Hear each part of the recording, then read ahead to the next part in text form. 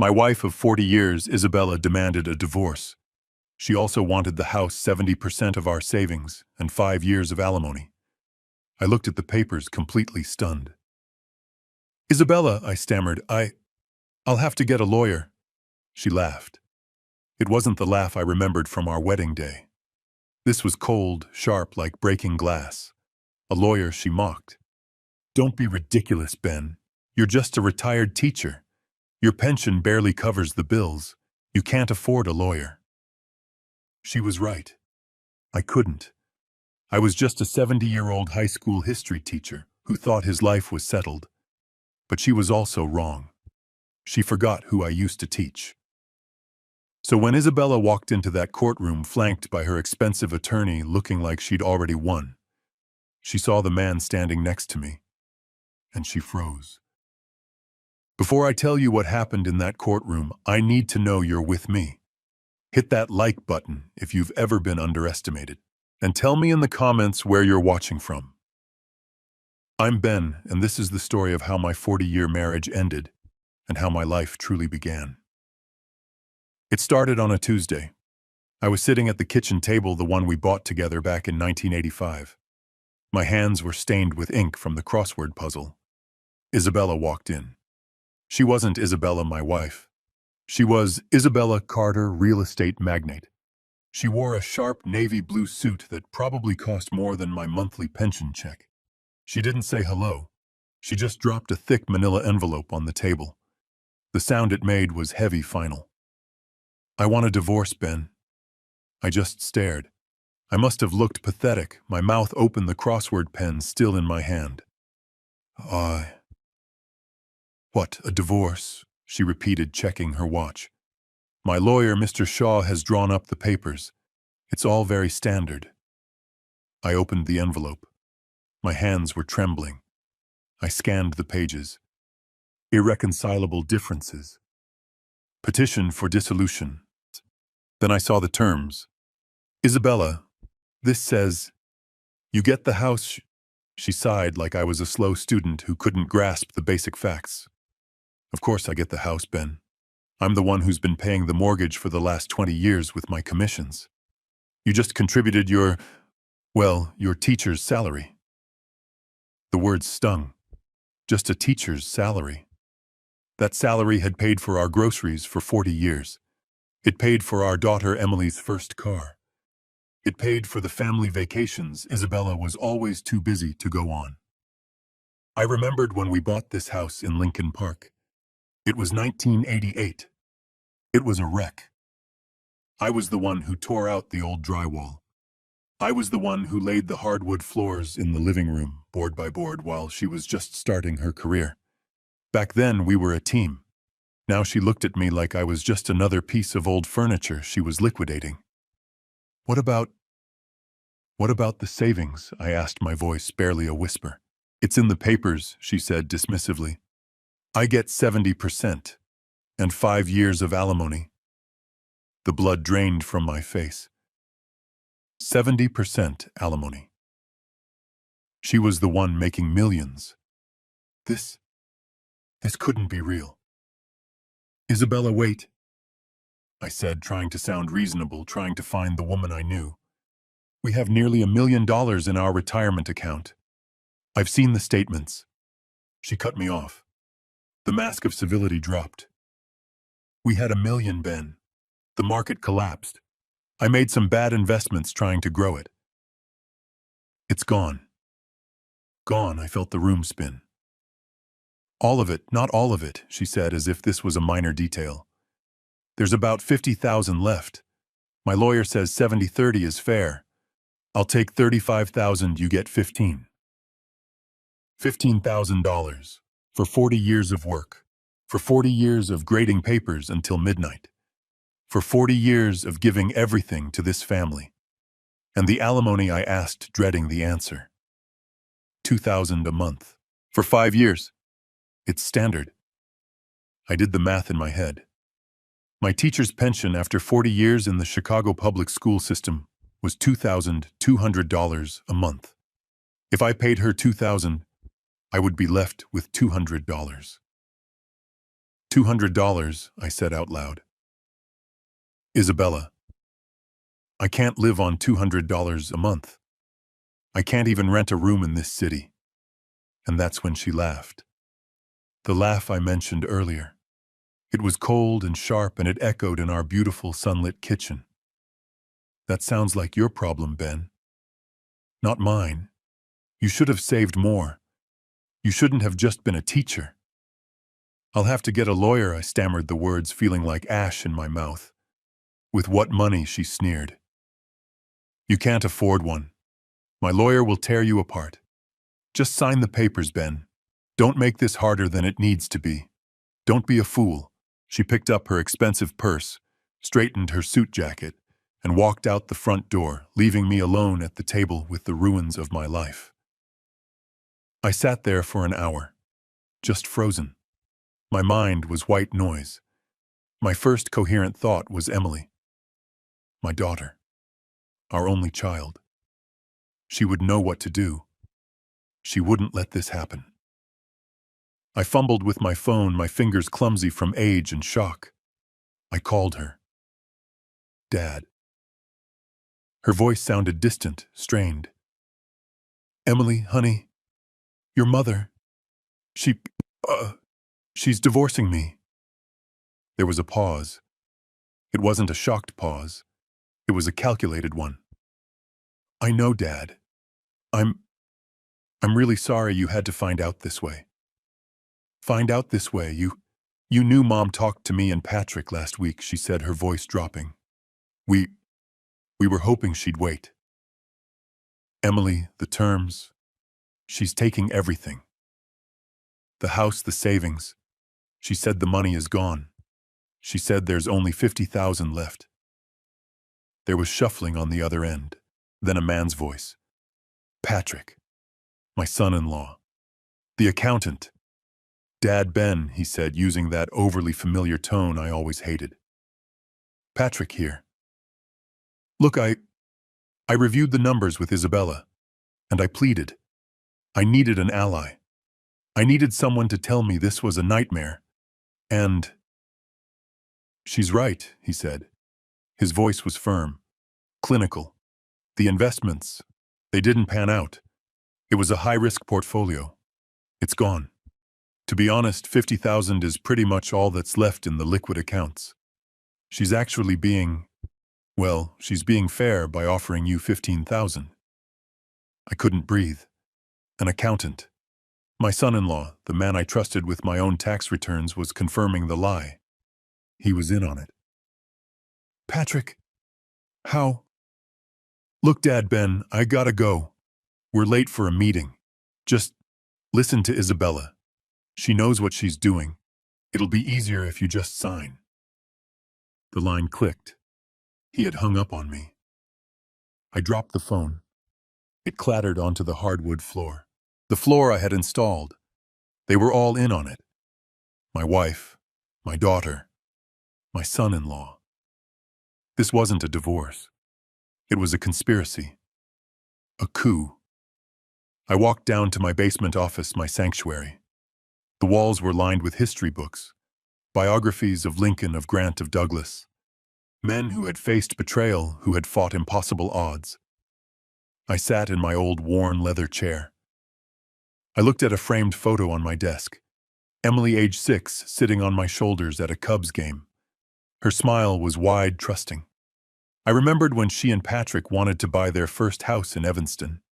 They were short $30,000 for the down payment. Isabella had scoffed. Let them save like we did, she'd said. But I had gone to the bank. I had taken $30,000 from my personal inheritance, the money my own father left me, and I gave it to them. Just pay me back when you can, honey, I'd told Emily. No rush. They never paid it back.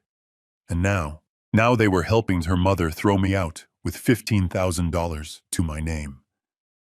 They weren't just standing by. They were active participants. Patrick, the accountant, was the one covering her tracks. He was the one who made the lie sound real. I felt something shift inside me. The shock was fading. The profound, bottomless sadness was turning into something else. something cold and hard. It was anger. I was 70 years old. I was a retired teacher, but I wasn't a fool, and I wasn't going to let them destroy me. Isabella had said I couldn't afford a lawyer. She was right. But she had forgotten one thing.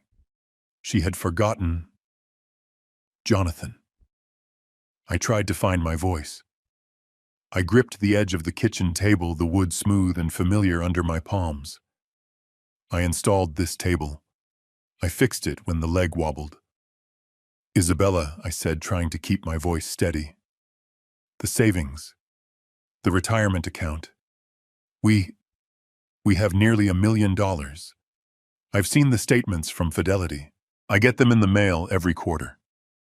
Isabella sighed a deep, annoyed sound, as if I was the most tedious man on earth. We had $1 million, Ben.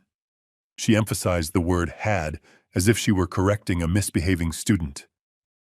What are you talking about? She finally looked at me, her eyes flat, devoid of any warmth. The market, Ben. It collapsed. I tried to move things around. I tried to recoup the losses, but it was a bad year. A terrible year. I've been managing this mess for months, trying to protect what little we had left. I don't understand. I still get the statements. They look fine. Those are just paper values, Ben, she said, waving her hand dismissively. You don't understand complex portfolios. The assets are leveraged. It's complicated. She tapped the document she had thrown on the table. The point is, it's gone. We failed. I failed. All that's left in our joint account is $50,000. 50,000. I sank into the chair. My mind reeled. $1 million. 40 years of careful saving, of me putting aside 10% of every single paycheck, of me grading papers on weekends instead of going golfing. All of it. Gone. Isabella continued, her voice brisk, all business. I've been more than fair. The 50,000 will be split. I'll take 35, you get 15.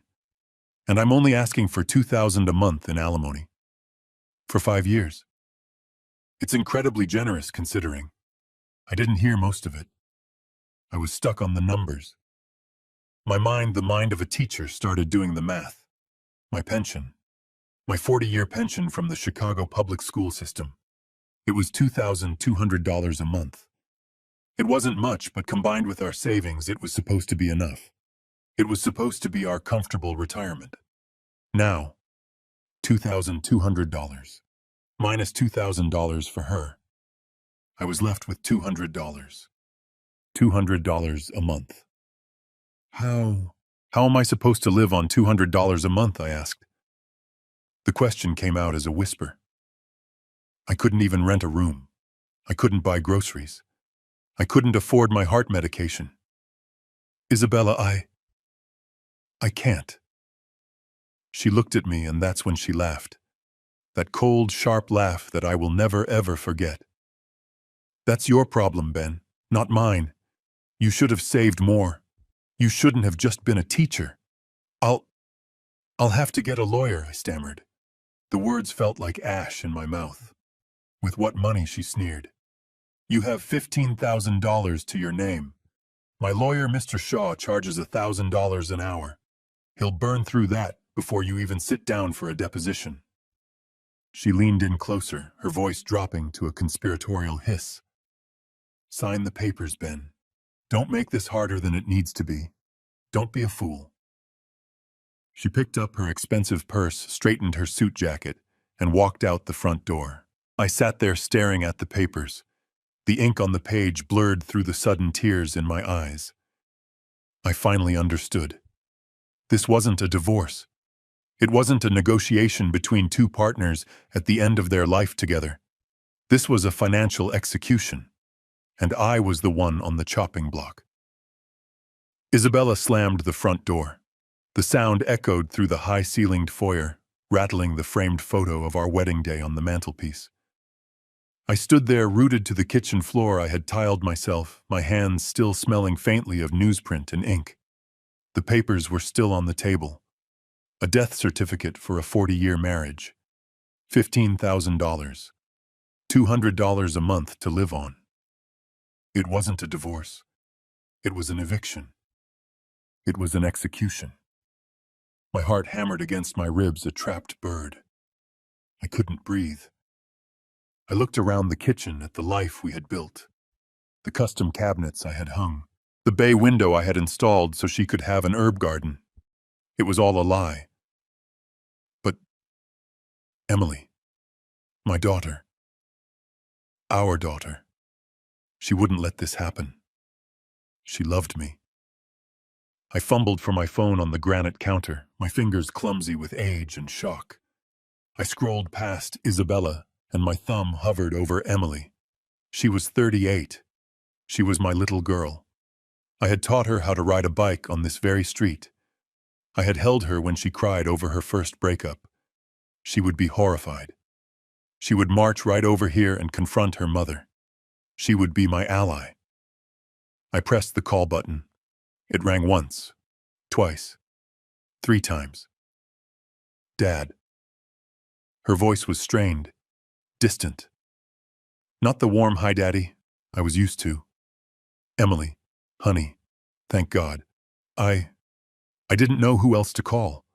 I could hear background noise, a television, the sounds of her own children playing. What's wrong, Dad? You sound awful. The words spilled out of me, a torrent of panic and confusion. It's your mother. She's divorcing me. She just left. She gave me these papers, Em. There was a pause. It wasn't a shocked pause. It wasn't the sound of someone gasping for air. It was a heavy, knowing silence. I know, Dad. The 3 words hit me harder than Isabella's laugh. What do you mean you know Mom? Mom talked to me and Patrick last week. She told us she was planning on it. We were hoping she'd wait. We were hoping it wouldn't be so messy. Messy, I almost shouted into the phone. Messy, Emily, she's taking everything. She's taking the house. She said all our savings are gone. Nearly $1 million gone. She said there's only 50,000 left, and I only get 15 of it. I was breathing heavily now, pacing the kitchen. She's leaving me with $200 a month. 200 I can't even buy food, let alone find a place to live. She said I can't afford a lawyer. Honey, you have to talk to her. This is insane. There was shuffling on the other end. I heard her muffled voice. Here, just take it. Let me talk to him. Then a new voice. A voice I'd come to tolerate but never truly trusted. Patrick, my son-in-law, the accountant. Dad Ben. He always called me Dad Ben. It always sounded so insincere. Patrick, put Emily back on the phone. I need to talk to my daughter. Hey, just calm down for a second, okay? Emily's a little upset by all this. I actually reviewed the numbers with Isabella. My blood went cold. What, I'm an accountant, Dad Ben. She wanted a professional opinion before she presented this. I looked at the books. And she's right. Right, I gripped the phone tighter. How is this right? His voice was smooth, clinical, as if he were discussing a quarterly report, not the destruction of my life. The investments. They were high risk. Tech stocks, some overseas funds. They didn't pan out. It was a massive loss. To be honest, 50,000 is pretty much all that's left in the liquid accounts. The market was brutal. I leaned against the wall. The lie was perfect. Isabella, the real estate shark, and Patrick, the numbers man. They had built an airtight story. But $1 million doesn't just evaporate, Patrick. It does when it's leveraged, Dad Ben. You wouldn't understand the specifics. It's complex financial instruments. He was patronizing me, just like she did. He continued. Look, I know this is a shock, but honestly, Isabella is being pretty generous, offering you 15,000 in alimony. Technically, since the investments were joint, she could have just left you with your share of the debt. Generous. He called her generous for leaving me with $200 a month. I have to go, Patrick. I hung up the phone before he could say another word. I stood in the silent kitchen. The sun was streaming in through the bay window, illuminating the dust motes dancing in the air. They knew. My daughter Emily knew for a week. She knew her mother was planning to destroy me, and she did nothing. Worse. She let her husband, the accountant, help her. He was the one who just confirmed the lie. He was the one who just called my execution generous. I thought back to 5 years ago. Patrick had made a bad trade and lost his job. They were about to lose their condo. I had taken $60,000 from my retirement account, the money Isabella and Patrick now said was gone, and I gave it to them. It's not a loan, I had told them. It's a gift. Family helps family. Family helps family. I looked at the divorce papers on the table. I was alone. I had no wife. I had no daughter. I had no allies. It was me against all of them. I felt something shift inside me. The shock was fading. The profound, bottomless sadness was turning into something else, something cold and hard. It was anger. I was 70 years old. I was a retired teacher, but I wasn't a fool, and I wasn't going to let them destroy me. Isabella was right about one thing. I couldn't afford a lawyer. But she was wrong about everything else. She had forgotten. Jonathan. I hung up the phone. The silence of the basement office was absolute, heavier and more suffocating than any noise. For 40 years, this room had been my sanctuary. The walls were lined with books floor to ceiling. Biographies of Lincoln. Volumes on the Civil War. First editions I had saved for years to buy. It smelled of old paper pipe tobacco and the leather of my worn-out armchair. It was the only room in the house that Isabella hadn't modernized or remodeled into something cold and white. It was the only room that still felt like mine. And now I was a prisoner in it. I sat in my chair, staring at the phone I had just dropped into its cradle. Patrick's voice echoed in my head. She's being generous. Generous. My gaze drifted to the cluttered desk. Tucked between a stack of ungraded papers from my last semester and a model of a Civil War cannon, there was a small silver frame. I picked it up. It was Emily. She was 16, grinning, holding up a set of car keys. Our old 1992 Volvo. I remembered that day. She had been terrified of the highway. I spent 8 straight weekends with her, driving up and down the I-94, my knuckles white on the passenger door handle, patiently saying, "Easy on the clutch, honey. You got this." When she finally got her license, she had hugged me so tight, I thought my ribs would crack. "Thanks, Daddy. You're the best." I traced the glass over her smiling face. The girl who had known for a week that her mother was about to leave me destitute. My eyes moved to another photo. Emily and Patrick at their wedding. I'd paid for half of it. I remembered Patrick, younger, more eager to please, shaking my hand. I remembered the call 3 years later. Patrick had been in a motorcycle accident. He'd been reckless, trying to show off for his friends. Emily had called me hysterical. Isabella was at a conference in Miami. "She can't be reached," Emily had cried. So I went. I sat in the sterile, fluorescent-lit waiting room at Northwestern Memorial for 12 straight hours. I was the one who talked to the surgeons. I was the one who held Emily's hand when they said he was out of surgery. I was the one who paid for the private room his insurance wouldn't cover. I was Dad Ben, the reliable, boring, stable rock they both leaned on. And now, generous. I put the photo down, my hand shaking. I thought of the biggest betrayal. It wasn't just the lie about the money. It was the money I had given them.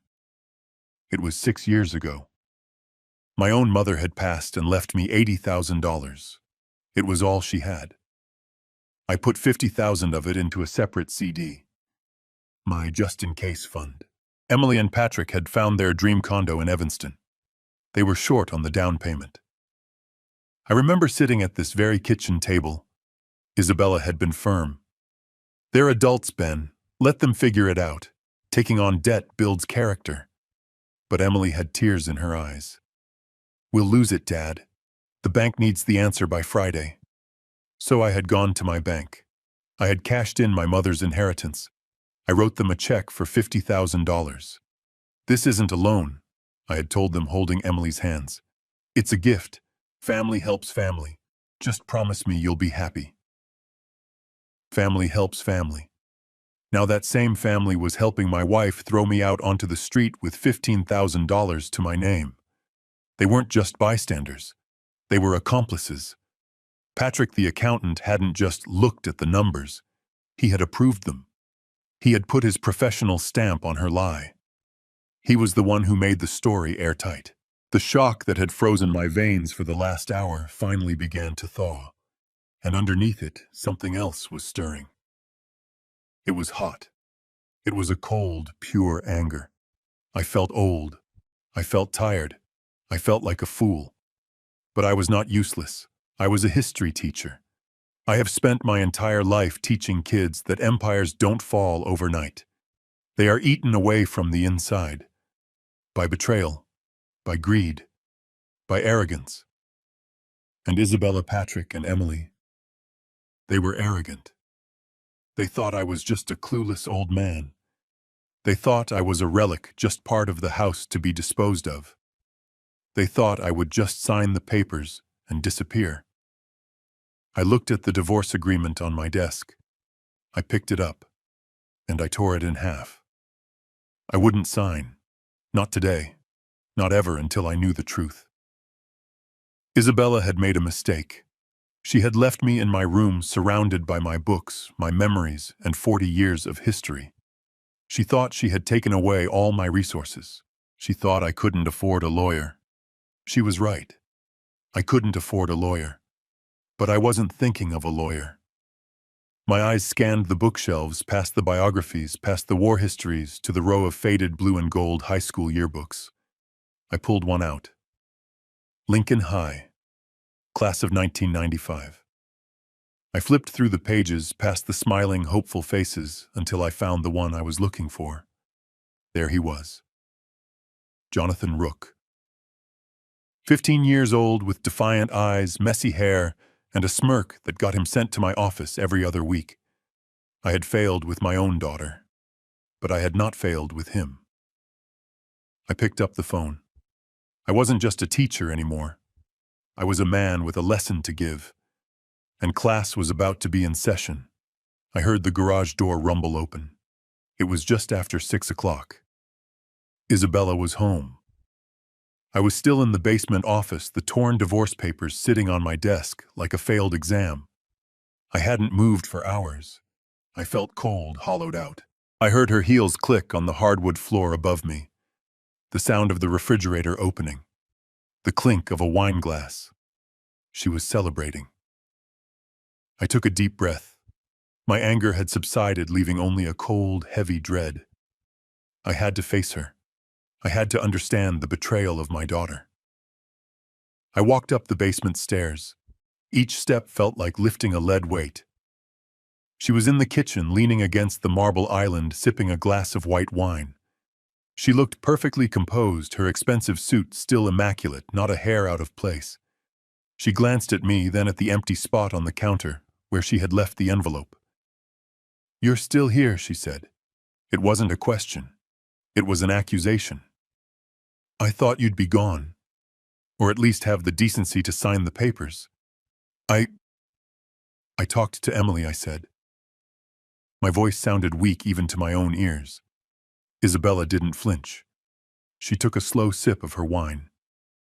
"Good. Then she knows. It saves me a phone call. You told her I asked the last bit of hope dying.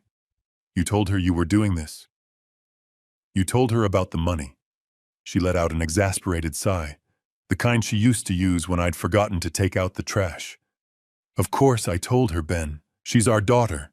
She had a right to know what—" that you're leaving her father with nothing, that you're throwing him out. She finally turned to face me and her eyes were cold.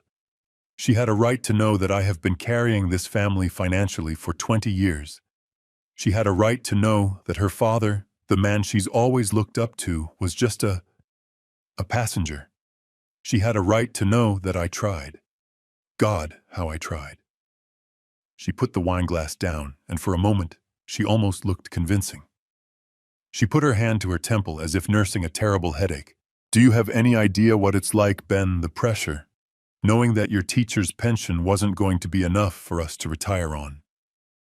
Knowing that if I didn't do something, we'd end up as old people living on Social Security, unable to help our own daughter. I thought we were fine, I stammered. I thought the $1 million was... The $1 million was stagnant, she snapped. It was just sitting there losing value to inflation. I tried to make it grow, Ben. I tried to turn it into 2 million, 3 million. For us, for Emily, for our grandchildren. She was pacing now, her performance growing. I took risks. Yes, high risk, high reward. Patrick understood. He's an accountant. He knows you have to be aggressive. And it didn't work. She stopped and looked at me, her eyes glistening with what I like a fool mistook for tears. It failed, Ben. All of it. I lost hundreds of thousands of dollars trying to secure our future. She walked over to me, her voice softening. Do you think you're the only one who's hurting? I'm the one who has to live with that failure. I'm the one who lost our nest egg. I'm the one who had to tell our daughter that the money is gone. She was good. She was brilliant. She was taking her own crime, her theft, and twisting it. She was reframing it as a tragic mistake, a failed gamble she had taken for me. And in that moment I felt a terrible, crushing wave of guilt. What if she was right? What if I was just a clueless old man who didn't understand finance? What if she had tried her best, and I was now blaming her for a simple human failure? I didn't know, Isabella. You never told me. I didn't want to worry you, she cried. I didn't want you to see me as a failure.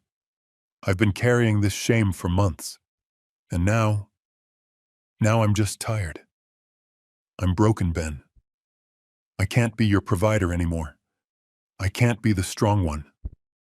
She leaned against the counter, the picture of a defeated woman. The divorce. The 50,000. It's all that's left. I'm trying to be fair, to just end this.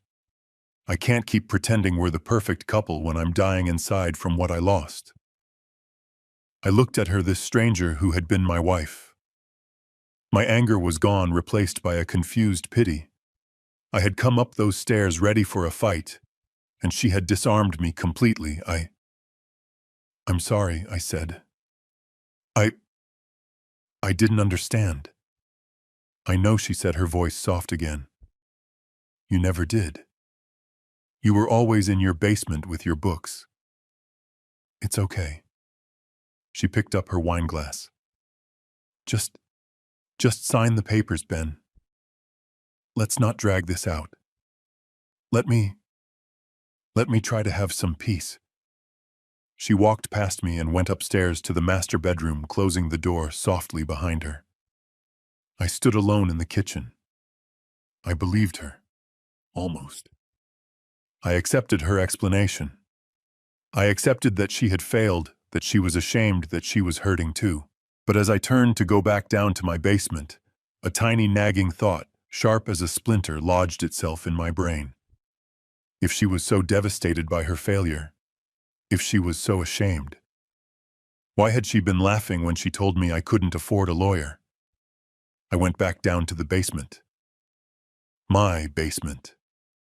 The air was cool and smelled of old paper pipe tobacco and the faint, sweet scent of mildew. For 40 years, this room had been my sanctuary. The walls were lined floor to ceiling with my books, biographies of Lincoln, volumes on the Civil War, first editions I had saved for years to buy. It was the only room in the house that Isabella hadn't modernized, the only room that still felt like mine. Now it was just a tomb I had to excavate. She wanted me out in 2 weeks. 2 weeks to pack up 40 years of a life. I looked at the towering shelves. Where do you even begin? I felt that wave of guilt again. The one she had planted so skillfully just an hour ago. She was right. I was just a history teacher. I didn't understand her high-stakes world of real estate and investments. She had tried, she had failed, and now I was blaming her. I was the fool. I had to start somewhere. I pulled an old cardboard box from the bottom shelf. It was heavy, the bottom sagging. Lincoln's Generals, the label read, written in my own faded black marker. I hadn't opened this box in a decade. I set it on the floor with a heavy grunt. Dust plumed into the air, dancing in the single shaft of light from the small window. I had to pack my books, my notes, my maps. These were the only things I truly owned. Everything else, the house, the furniture, Isabella had made it clear it was hers. I pulled the box away from the wall, and I saw something else. It was stuck wedged between the wooden shelf and the cold concrete foundation. It looked like an old, thick envelope, the kind banks use for important documents. It was stiff, warped from the damp. I almost threw it out. It was probably just old tax returns. But curiosity, the one thing a history teacher never loses, made me tug it free. It wasn't sealed. The metal clasp on the back was rusted shut. I had to use my old pocket knife, the one I used for opening boxes, to pry it open.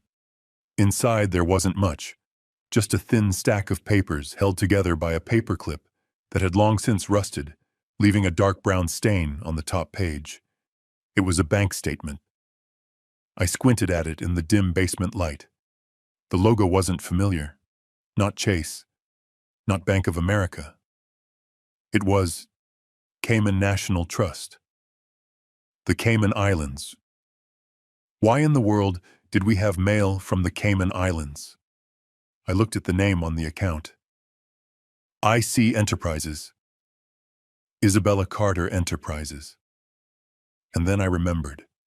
It was vague, like a scene from a movie I'd only half watched. It must have been 10, maybe 15 years ago. Isabella had come down here into this very room. I was grading midterms.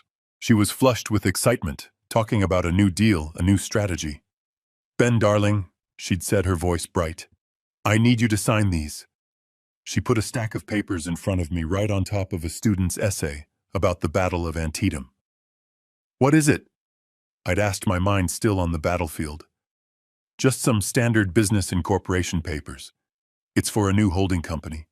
It protects our assets. It's just a formality." I remember the smell of her perfume, expensive and floral. I remember just wanting to get back to my grading. I trusted her. She was the business mind. I was just the teacher. I scribbled my name where she pointed. I never read a single word. IC Enterprises. I looked back at the statement in my hand. My heart was starting to beat faster. It was dated March 2022. That wasn't long ago. That was only 3 years ago. I scanned the page, my eyes searching for the numbers. Account summary. Deposits. Withdrawals. And then at the bottom, the closing balance. I had to read the number 3 times. My mind, the mind that could remember the exact date of the Louisiana purchase, couldn't process it. $1,429,512.18. $1.4 million. I stood up. The basement suddenly felt 20 degrees colder. I thought back to what she had said just hours ago, her face a mask of tragedy. It failed, Ben. All of it. I lost hundreds of thousands. All that's left is $50,000. I looked at the paper in my hand. $1.4 million. I looked at the memory of her face. $50,000. This statement was 3 years old. If it was that high, then what was the balance now? The pity I had felt for her, the guilt, it vanished. It evaporated in an instant. It was replaced by something else. A cold, hard, anchoring certainty. She hadn't failed. She had lied. She hadn't lost the money. She had hidden it. This wasn't a tragedy. This wasn't a bad investment. This was a theft. I walked back up the stairs. The heavy, damp air of the basement felt like it was clinging to me. My legs, which had felt so weak just an hour ago, were now steady. The tremor in my hands was gone. It had been replaced by a cold, sharp focus. I was no longer a victim. I was a man who had just found the first clue. She was in the living room, curled up on the $1,000 white sofa, the one I was never allowed to sit on with my teacher clothes. She was reading a glossy magazine, a fresh glass of wine on the coaster beside her. She looked up when I entered, her brow furrowing in mild annoyance. "What is it now, Ben?" "Did you forget where the packing tape is?" I didn't say anything. I just walked across the Persian rug, another one of her expensive purchases, and stood in front of her. I held out the bank statement. The rusted paperclip mark was like a small brown wound. She glanced at it, then back at me, impatient. I asked the question. My voice was quiet, but it didn't tremble. "What is IC Enterprises? And what is this $1.4 million? I saw it. It happened in less than a second, faster than a camera shutter." Her eyes widened.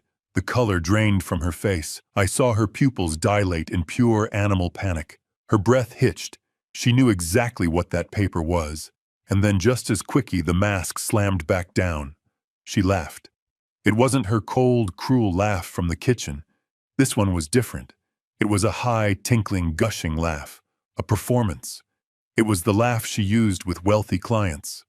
"Oh, Ben," she said, putting a hand to her chest, as if I had just told a delightful joke.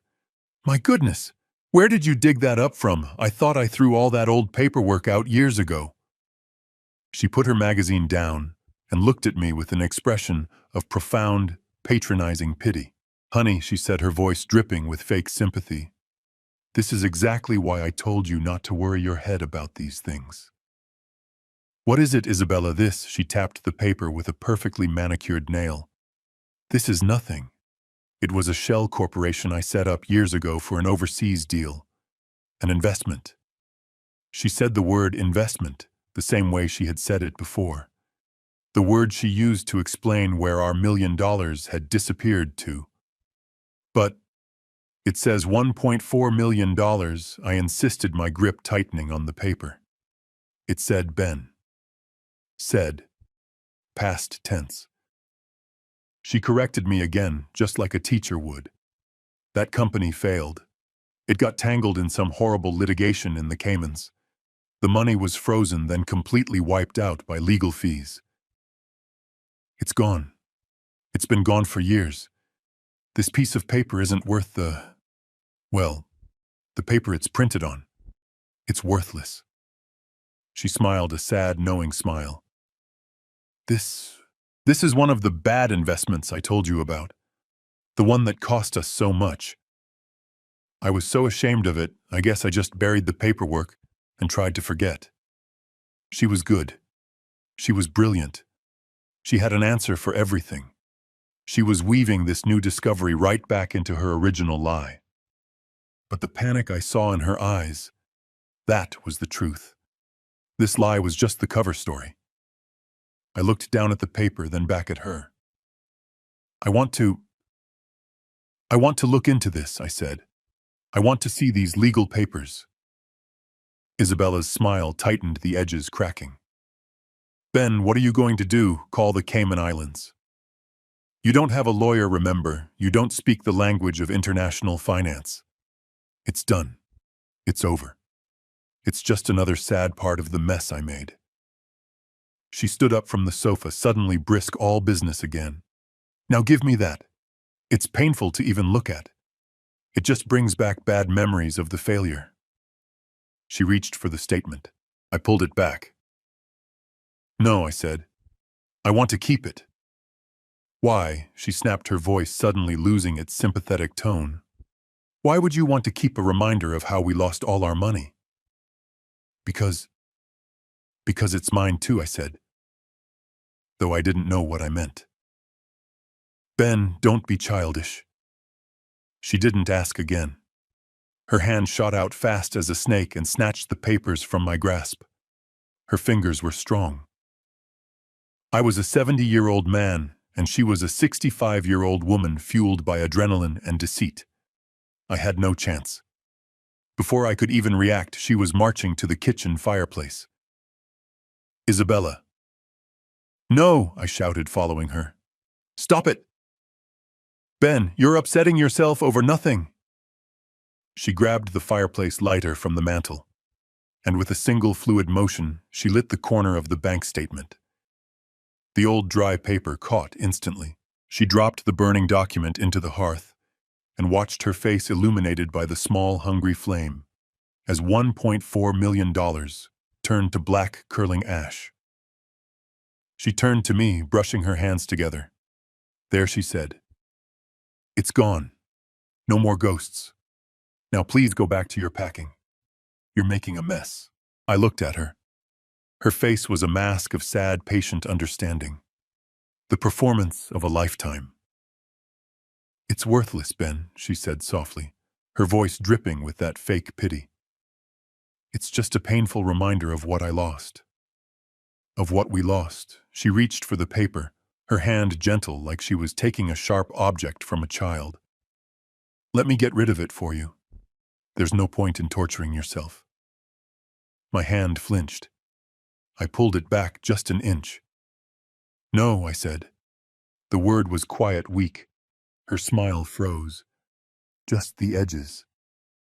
"No, what do you mean, no? I want to look at it," I said, gaining a fraction of strength. "I want to understand it. You said there were legal papers. I want to see the lawsuit that made it worthless." Isabella let out a small, sharp laugh. It wasn't the cruel laugh from before. It was a laugh of genuine disbelief. "Ben, you're going to read international litigation documents. You, the man who still balances his checkbook with a pencil. The man who thought diversification was planting different kinds of tomatoes in the garden. The insult was meant to put me back in my box. The box labeled, clueless old teacher. "It's still my money, Isabella," I said, surprised at the steel in my own voice. "I want to see the papers." "Don't be childish," she snapped. Her patience was gone. The mask was cracking. She didn't ask again. Her hand shot out. It wasn't the gentle hand from a moment ago. This was the hand of a businesswoman closing a hostile deal. It was fast as a snake. Her fingers, strong from years of gripping briefcases and signing checks, clamped down on the document. I was a 70-year-old man, startled and slow. She was 65, fueled by adrenaline and deceit. I had no chance. She ripped the statement from my grasp. The old paper tore with a weak, sighing sound. "Isabella, no," I yelled. I lunged forward, trying to grab it back, but I was too late. She ripped it in half. "Stop it." "That's evidence." She ripped it again, lengthwise. And again. Her movements were furious, efficient, terrifying. She wasn't just destroying a piece of paper. She was destroying the truth. She was destroying me. In 10 seconds, the Cayman National Trust statement was reduced to a flurry of tiny confetti-sized pieces. "There," she said, breathing heavily. The mask of the sad victim was gone. In her place was a cold, angry stranger. She marched over to the kitchen trash can, the expensive stainless steel one that opened with a motion sensor. She held the fistful of paper scraps over it and opened her hand. They fluttered down, settling on top of yesterday's coffee grounds and an empty wine bottle. She turned back to me, brushing her hands together, a gesture of finality, of dismissal. "Don't," she said, her voice low and dangerous, "ever worry your head about things you don't understand, Ben." She walked to the counter, picked up her keys, and looked at me one last time. "Just sign the divorce papers. Sign them by tomorrow, or I'll make your life even more miserable." She walked out. The front door slammed shut, rattling the wedding photo on the mantel again. I stood there, motionless. My heart was pounding, but my mind was suddenly perfectly clear. She had made a mistake. A fatal mistake. If the paper was truly worthless, she would have laughed and handed it to me. She would have let me waste my time, let me chase a ghost in the Cayman Islands. But she hadn't. She had panicked. She had reacted with violence. She had destroyed the evidence. Her explanation was fast. Too fast. Her actions were faster. The lie was plausible, but the cover-up was sloppy. It was desperate. I walked to the trash can. I stared down at the colorful scraps of paper mixed with the dark, wet coffee grounds. My wife of 40 years, the mother of my child, had just lied to my face, stolen my money, and tried to destroy my future. My gut intuition wasn't just whispering anymore. It was screaming. I stood in the kitchen for a long time after the front door slammed. The silence was absolute, broken only by the steady, arrogant hum of the stainless steel refrigerator. The one she had picked out. I listened. I heard the rumble of the garage door opening and closing, the smooth, powerful engine of her Mercedes fading down the street. She was gone.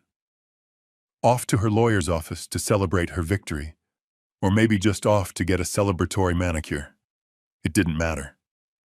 My eyes fixed on the trash can, the motion sensor lid, the sleek brushed steel. It was sitting right next to the counter, innocent. But inside, nestled in a bed of that morning's dark, wet coffee grounds and the empty shell of an avocado, was the confetti of my life. My stomach turned. I am 70 years old. I was a respected teacher in this city for 40 years. I have graded 10,000 essays. I have advised the student council, and I was about to dig through my own garbage. The humiliation of it burned in my throat. It was disgusting. But the look on her face when she ripped that paper, that wasn't shame. That wasn't sadness. That was terror. Her violence in destroying it told me one thing. I had to see what was on those pieces. My hands were shaking. Not from age, not anymore. They were shaking with a cold, pure rage. I waved my hand over the sensor. The lid opened with a polite electronic whoosh. The smell of rotting food and stale wine hit me. I didn't care. I plunged my hand deep into the filth. My fingers brushed against something slimy, an eggshell, a wet paper towel. I felt sick, but I kept digging. I grabbed handfuls of the coffee grounds, feeling the tiny torn scraps of paper mixed in. I dumped the entire foul-smelling pile onto a stack of old newspapers I kept by the back door for recycling. My hands were covered in grime. I wanted to vomit, but I had them. I carried the newspapers down to my basement, my sanctuary. I spread them out on my old wooden desk, right next to my meticulously organized models of Civil War battlefields. I turned on my bright fluorescent desk lamp. This was just another puzzle, like my daily crossword, like piecing together fragmented historical accounts from two different sources. This I knew how to do. I spent the next hour meticulously, patiently separating the tiny damp scraps of paper from the black sludge of the coffee grounds. I wiped each piece clean with a paper towel. My hands were stained brown, but I didn't stop. It was like an archaeological dig, finding the fragments of a lost civilization. My lost civilization. She had been thorough. The pieces were tiny. I couldn't put the whole thing back together. But I didn't need the whole thing. I just needed enough. I started arranging the pieces on a clean sheet of white paper. My history teacher eyes, trained to find patterns in chaos, scanned the fragments. There, a piece with a distinctive blue wave in the logo. Man National True. Another piece further down. I carefully moved them with my fingertips. I aligned them. Cayman National Trust. I had a name. My heart was hammering a low, steady drumbeat against my ribs. I kept searching. More fragments. A piece with the letters Enterprises, and another a header fragment. I see. I put them together. I see Enterprises, the name she had dismissed so easily. And then I found it.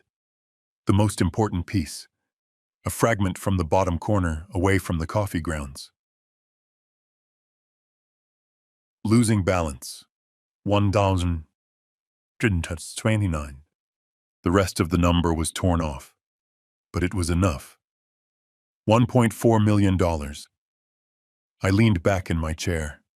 The basement suddenly felt 20 degrees colder. Cayman National Trust, IC Enterprises, $1.4 million. This wasn't a failure. This wasn't a ghost. This wasn't worthless. This was a crime scene. I fumbled for my old smartphone. My fingers were still trembling, but this time with purpose. I carefully arranged the 3 key pieces on the white paper: the bank name, the account name, the number. I took a photo. Click. The flash illuminated the fragments, stark and undeniable. I took another, and another. I zoomed in. The evidence was blurry, stained, and torn. But it was real. I stared at the photo on my phone. My first instinct was to run upstairs, to call Emily, to show my daughter. Look, Mom lied. But the thought died as soon as it formed. Emily and Patrick. She's being generous, Dad, Ben. Patrick, the accountant. He hadn't just looked at the numbers and made a mistake. He had known. He had confirmed the lie. He was in on it. They weren't my allies. They were her allies. I couldn't trust my wife. I couldn't trust my daughter. I couldn't trust my son-in-law. I was surrounded. I looked at the photo. This wasn't enough for the police. This was a complex financial web I could never untangle alone. I was just a teacher. I needed someone who could. I needed someone who was smarter than them. Someone who was more ruthless than them. Someone who owed me. I stood up and walked across my basement past the piles of boxes I was supposed to be packing to the far wall, to the shelf with my old high school yearbooks. I pulled one out. Faded blue and gold. Lincoln High. Class of 1995. My fingers, stained with coffee and grime, flipped through the glossy pages past the smiling, hopeful faces until I found the one I was looking for. There he was. Jonathan Rook, 15 years old, with defiant eyes, messy hair, and a smirk that got him sent to my office every other week. I had failed with my own daughter, but I had not failed with him. I picked up my phone. I wasn't just a teacher anymore. I was a man with a lesson to give, and class was about to be in session. I stood in the cold, silent basement. My basement. The photo on my phone screen seemed to glow in the dim light. Cayman National Trust. IC Enterprises. $1.4 million. This was the truth. A dirty, shredded, coffee-stained truth that I had fished out of the kitchen garbage can like a desperate animal.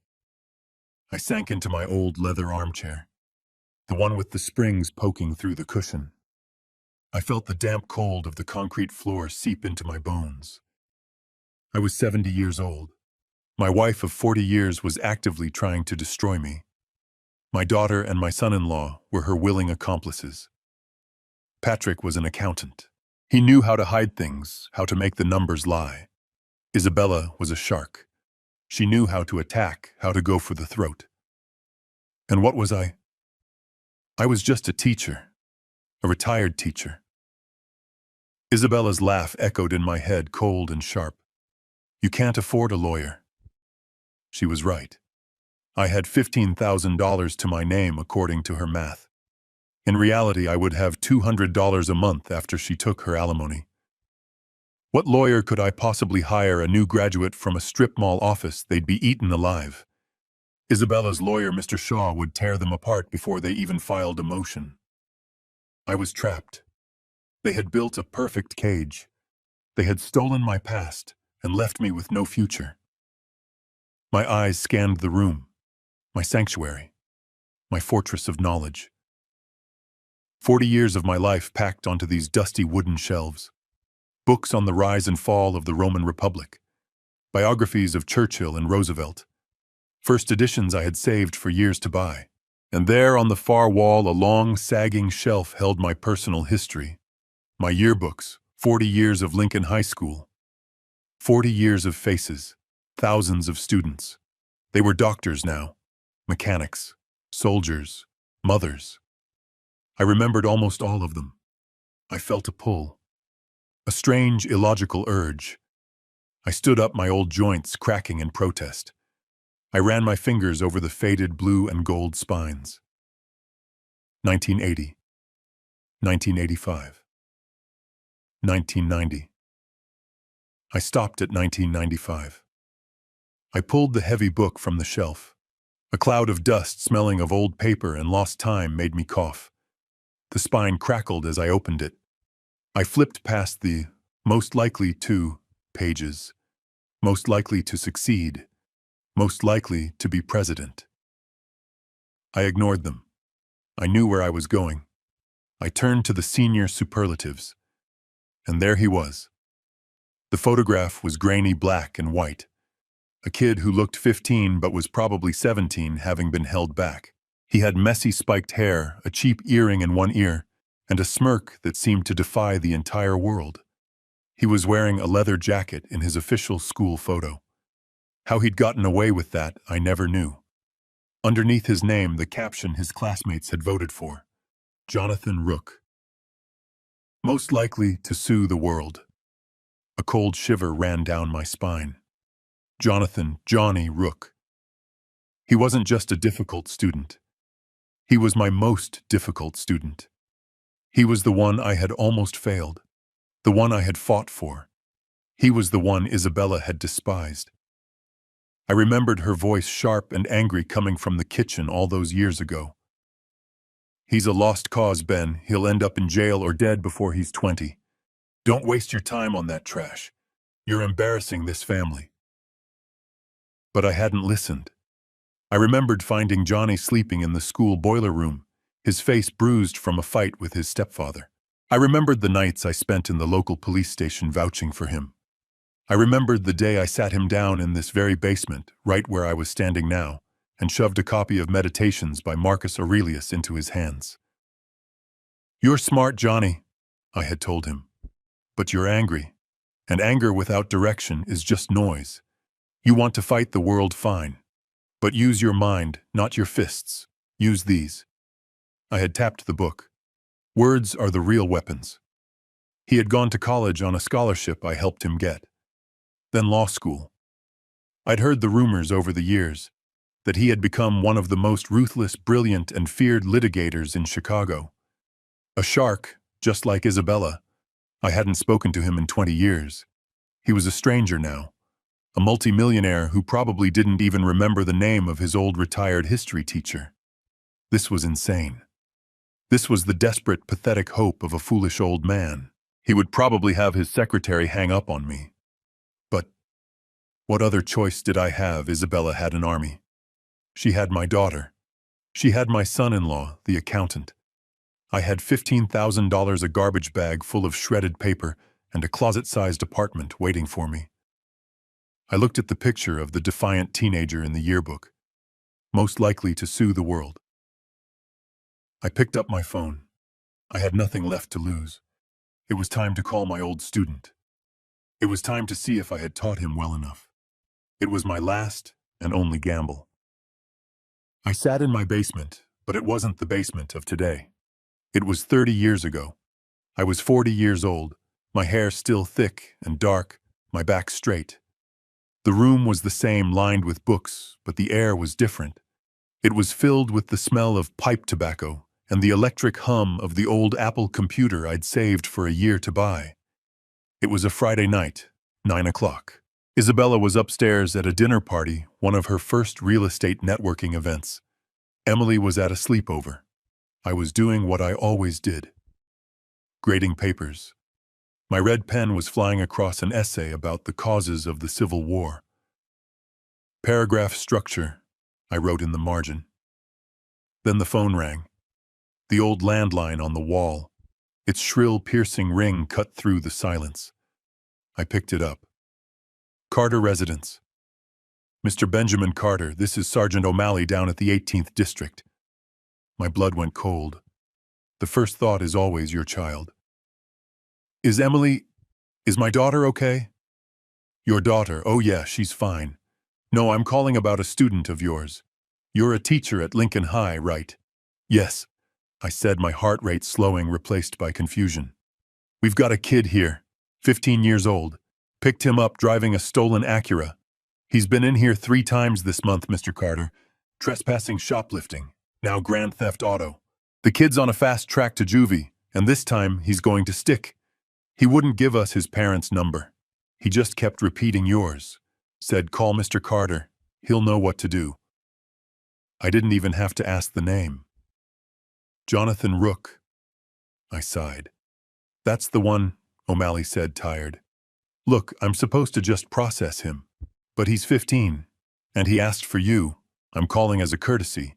If you want to talk to him, you've got about an hour before he goes into the system. I hung up. I grabbed my old tweed jacket. I ran upstairs and grabbed my keys from the bowl by the door. I had to tell Isabella I was leaving. I called her cell phone. She picked up on the 3rd ring, her voice bright and artificial over the din of the party. Ben, what is it? Is Emily okay? Emily's fine. It's a student. Jonathan Rook. He's been arrested. Car theft. The line went silent for a second. Then her voice, no longer bright, returned sharp and cold as ice. Jonathan Rook, that trash Ben, are you kidding me? I'm at a dinner with the partners from Vornado. This is important. Isabella, the boy asked for me. He's 15. He's going to juvenile hall. Good, that's where he belongs. He's a lost cause, Ben. He's a thug. I've told you to stop wasting your time on that boy. You're a teacher, not a social worker. Let his deadbeat parents handle it. He doesn't have parents who can, that's the problem. And it's not your problem, she hissed. You're embarrassing us. You're embarrassing me. Do not go down there, Ben. I am ordering you. Do not attach our family name to that kid. It'll ruin our reputation. I stood in the hallway of the house I had paid for, listening to my wife tell me I was an embarrassment for trying to help a child. I have to go, Isabella, I said quietly. Ben, if you walk out that door. I hung up the phone.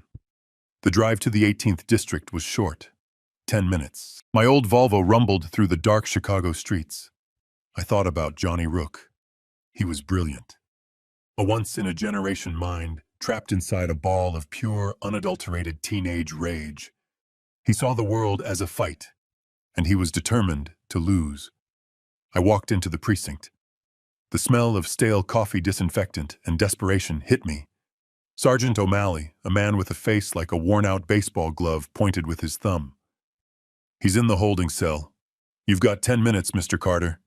Then he's ours. I walked down the hall. I saw him.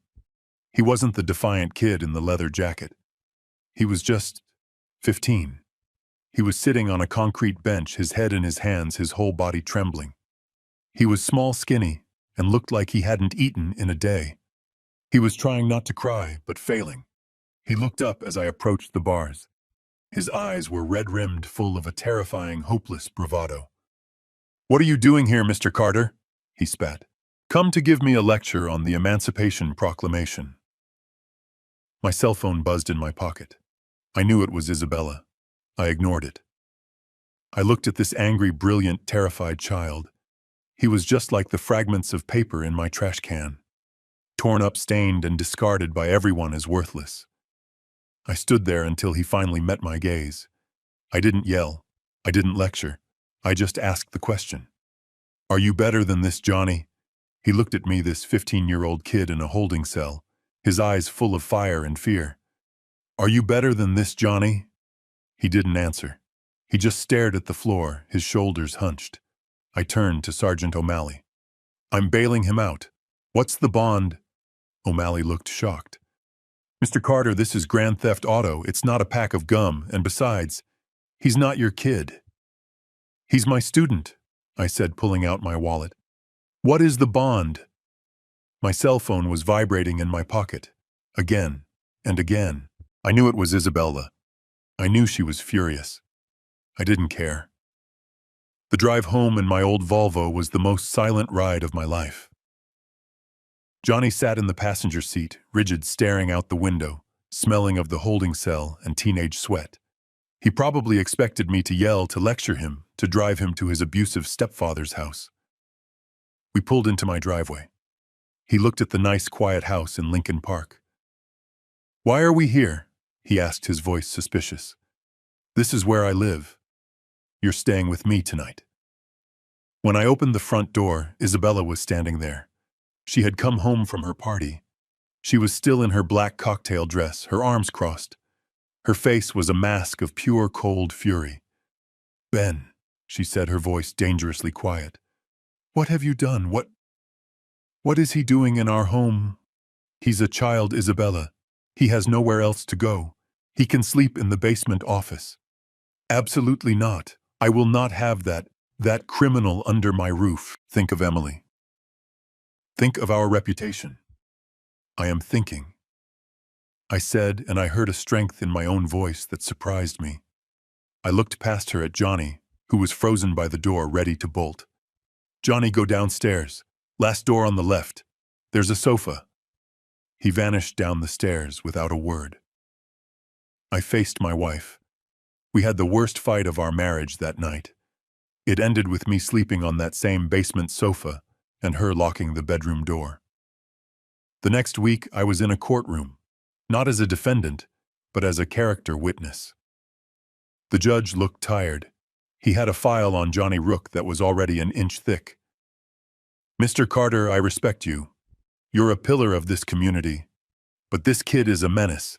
He's stolen a car. What do you expect me to do?" I stood up. I remembered Isabella's words. "You're an embarrassment.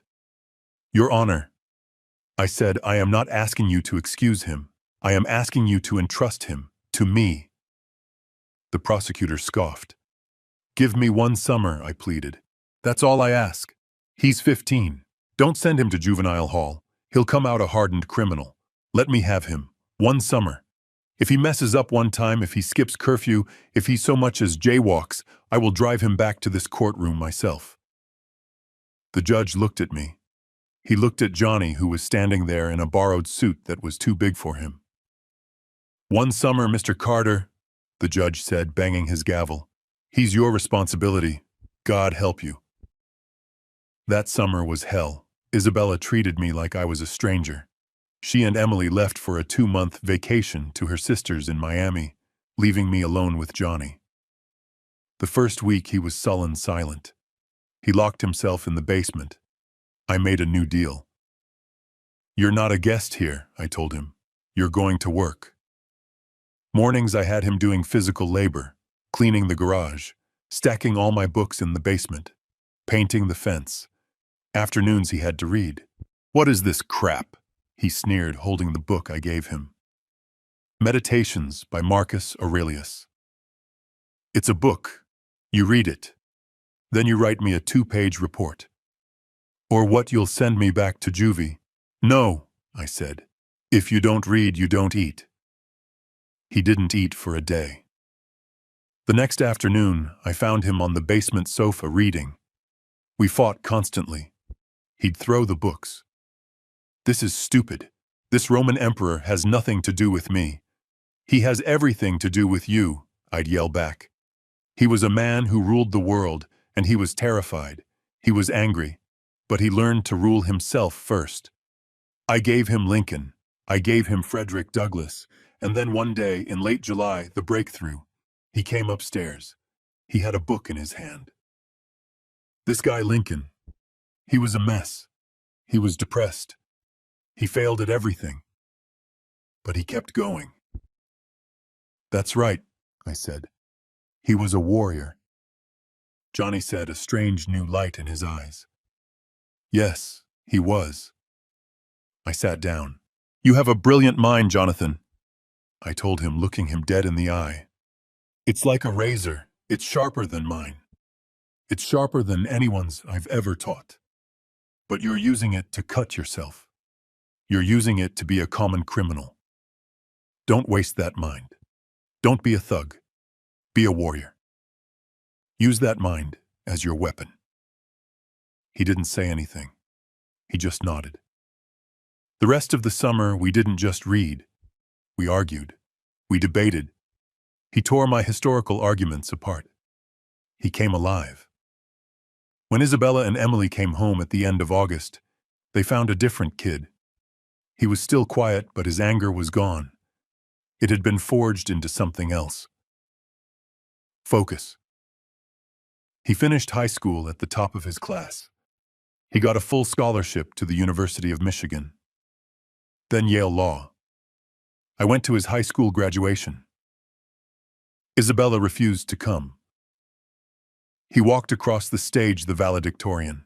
He walked right over to me, his diploma in his hand, wearing that cap and gown I never thought he'd see. He shook my hand. His grip was firm. He wasn't a scared kid anymore. He was a man. "I won't let you down, Mr. Carter," he said. And he never did. I looked down at the old faded yearbook in my hands. Johnny Rook, most likely to sue the world. I smiled. My hands were no longer shaking. I had a lawyer. I snapped the yearbook shut. The dust motes settled in the dim light. My heart was pounding. It was insane. A desperate, foolish idea. Johnny Rook. He was a different person now. A high-powered attorney who probably lit cigars with $100 bills. He wouldn't remember me. Or worse, he'd remember me as the naive teacher his wife Isabella had always called a fool. But what else did I have? I pulled out my old smartphone, the one with the cracked screen. My fingers thick and clumsy from age, typed JONATHANROOKCHICAGOLA Dusseltu. The search results flooded the screen. It wasn't hard to find. It was the first result. Rook Law Group. The name was aggressive, just like he was. The website loaded. It was sleek, black, and silver. It featured a photo of a man I barely recognized, yet knew instantly. The defiant eyes were the same, but now they were set in the face of a man in a perfectly tailored $10,000 suit. His hair was slicked back. He looked less like a lawyer and more like a predator. The website tagline read, "We don't fight fair, we fight to win." My hand trembled as I clicked the contact button. A phone number for the downtown office. I stared at it. What was I even going to say? "Hello, remember me? I taught you history 30 years ago. Now my wife is trying to destroy me." He'd hang up. Isabella's voice echoed in my head. "You're an embarrassment, Ben." I took a deep breath. I thought of the ashes in the kitchen trash can. I thought of the $15,000. I pressed the number. The phone didn't even ring. It was answered instantly. "Rook Law Group. How may I direct your call?" The voice was crisp, professional, and ice cold. It sounded less like a person and more like a high-end security system. Yes, hello," I stammered, my voice cracking. I need to speak to Mr. Jonathan Rook, please." "Is Mr. Rook expecting your call?" No, I'm afraid he's not." "But Mr. Rook is in a meeting." She cut me off, her voice sharp. "He does not accept unscheduled calls. If you'd like to schedule a consultation, his retainer fee is $50,000 and he is booking for next April." $50,000. My heart sank. That was everything Isabella said was left. The woman was right. I couldn't even afford to ask for help. "Please," I begged. The desperation was thick in my voice. "Please, it's a personal matter. A very urgent one. My name is—" "Sir, as I said, Mr. Rook is unavailable. If you cannot state your business or your referring party, I will have to disconnect." She was about to hang up. I was about to lose my only chance. I panicked. I had one shot, one memory. The books, the debates. "Wait!" I shouted, my voice cracking. "Please don't hang up." She paused. I could hear the impatient click-clack of her keyboard in the silence. "Yes, please," I said, my voice low and urgent. Just give him a message." "Sir, I'm not his—" "Just give him the message," I insisted. Tell him this is Teacher Carter. Tell him it's Mr. Ben Carter from Lincoln High School." There was a brief silence. "Mr. Carter, I'm not sure he'll—" "Tell him I interrupted the old authority of the classroom, returning to my voice. Tell him it's about the Battle of Gettysburg. The keyboard tapping stopped. The silence on the other end of the line was absolute. It stretched for 10 seconds. 20. I thought she had hung up on me. I was about to pull the phone away from my ear, the last bit of hope draining away. And then I heard a sound. A sharp click. A new voice. It wasn't the defiant teenager. It wasn't the smooth corporate lawyer from the website. It was deep. It was powerful. It commanded the very air it moved through. Teacher Carter. The word teacher hit me with the force of a physical blow. No one had called me that in years. The relief was so sudden, so total that my legs gave out. I sank onto the cold basement floor, leaning against a shelf of my useless books. The tears I had been holding back since Isabella threw those papers on the table finally came. I wasn't just crying, I was sobbing. A 70-year-old man weeping like a child. Jonathan! I choked out the name. Johnny, is that you? Yes, sir, it's me. His voice was urgent, the professional edge gone, replaced by something I recognized. That old sharp focus.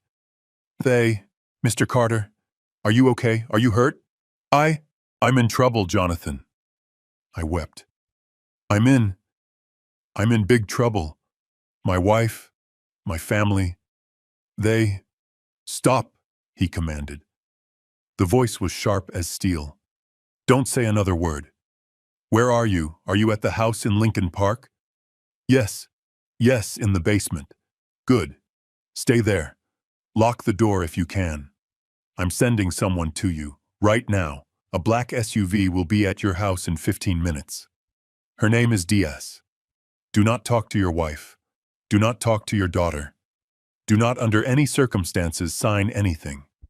Do you understand me, Mr. Carter? Yes, I understand. Good, he said. And for a second, I heard the 15-year-old kid in his voice. Class is in session, teacher. We're going to teach them about history. We're going to teach them about consequences. I did exactly what Jonathan said. I left my house through the back door, my heart pounding a frantic rhythm against my ribs. I walked the 2 blocks to the Daily Grind, a small, anonymous coffee shop I had never been into. Every shadow seemed to be watching me. Every passing car felt like a threat. I felt like a spy in one of my own history books, a very old, very scared spy. I sat in a booth by the window, my back to the wall, just as I'd seen in movies. I ordered a black coffee I didn't want. My hands were shaking so badly, I had to use both of them to lift the cup. At exactly 3:15, just as Jonathan had promised, a black SUV pulled up to the curb. It wasn't just a car. It was a statement. It was the kind of vehicle that glides through traffic, imposing and silent. The windows were so dark they looked like polished obsidian. The back door opened. A woman stepped out. She was not what I expected. She was young, maybe 40, dressed in a sharp, dark pantsuit.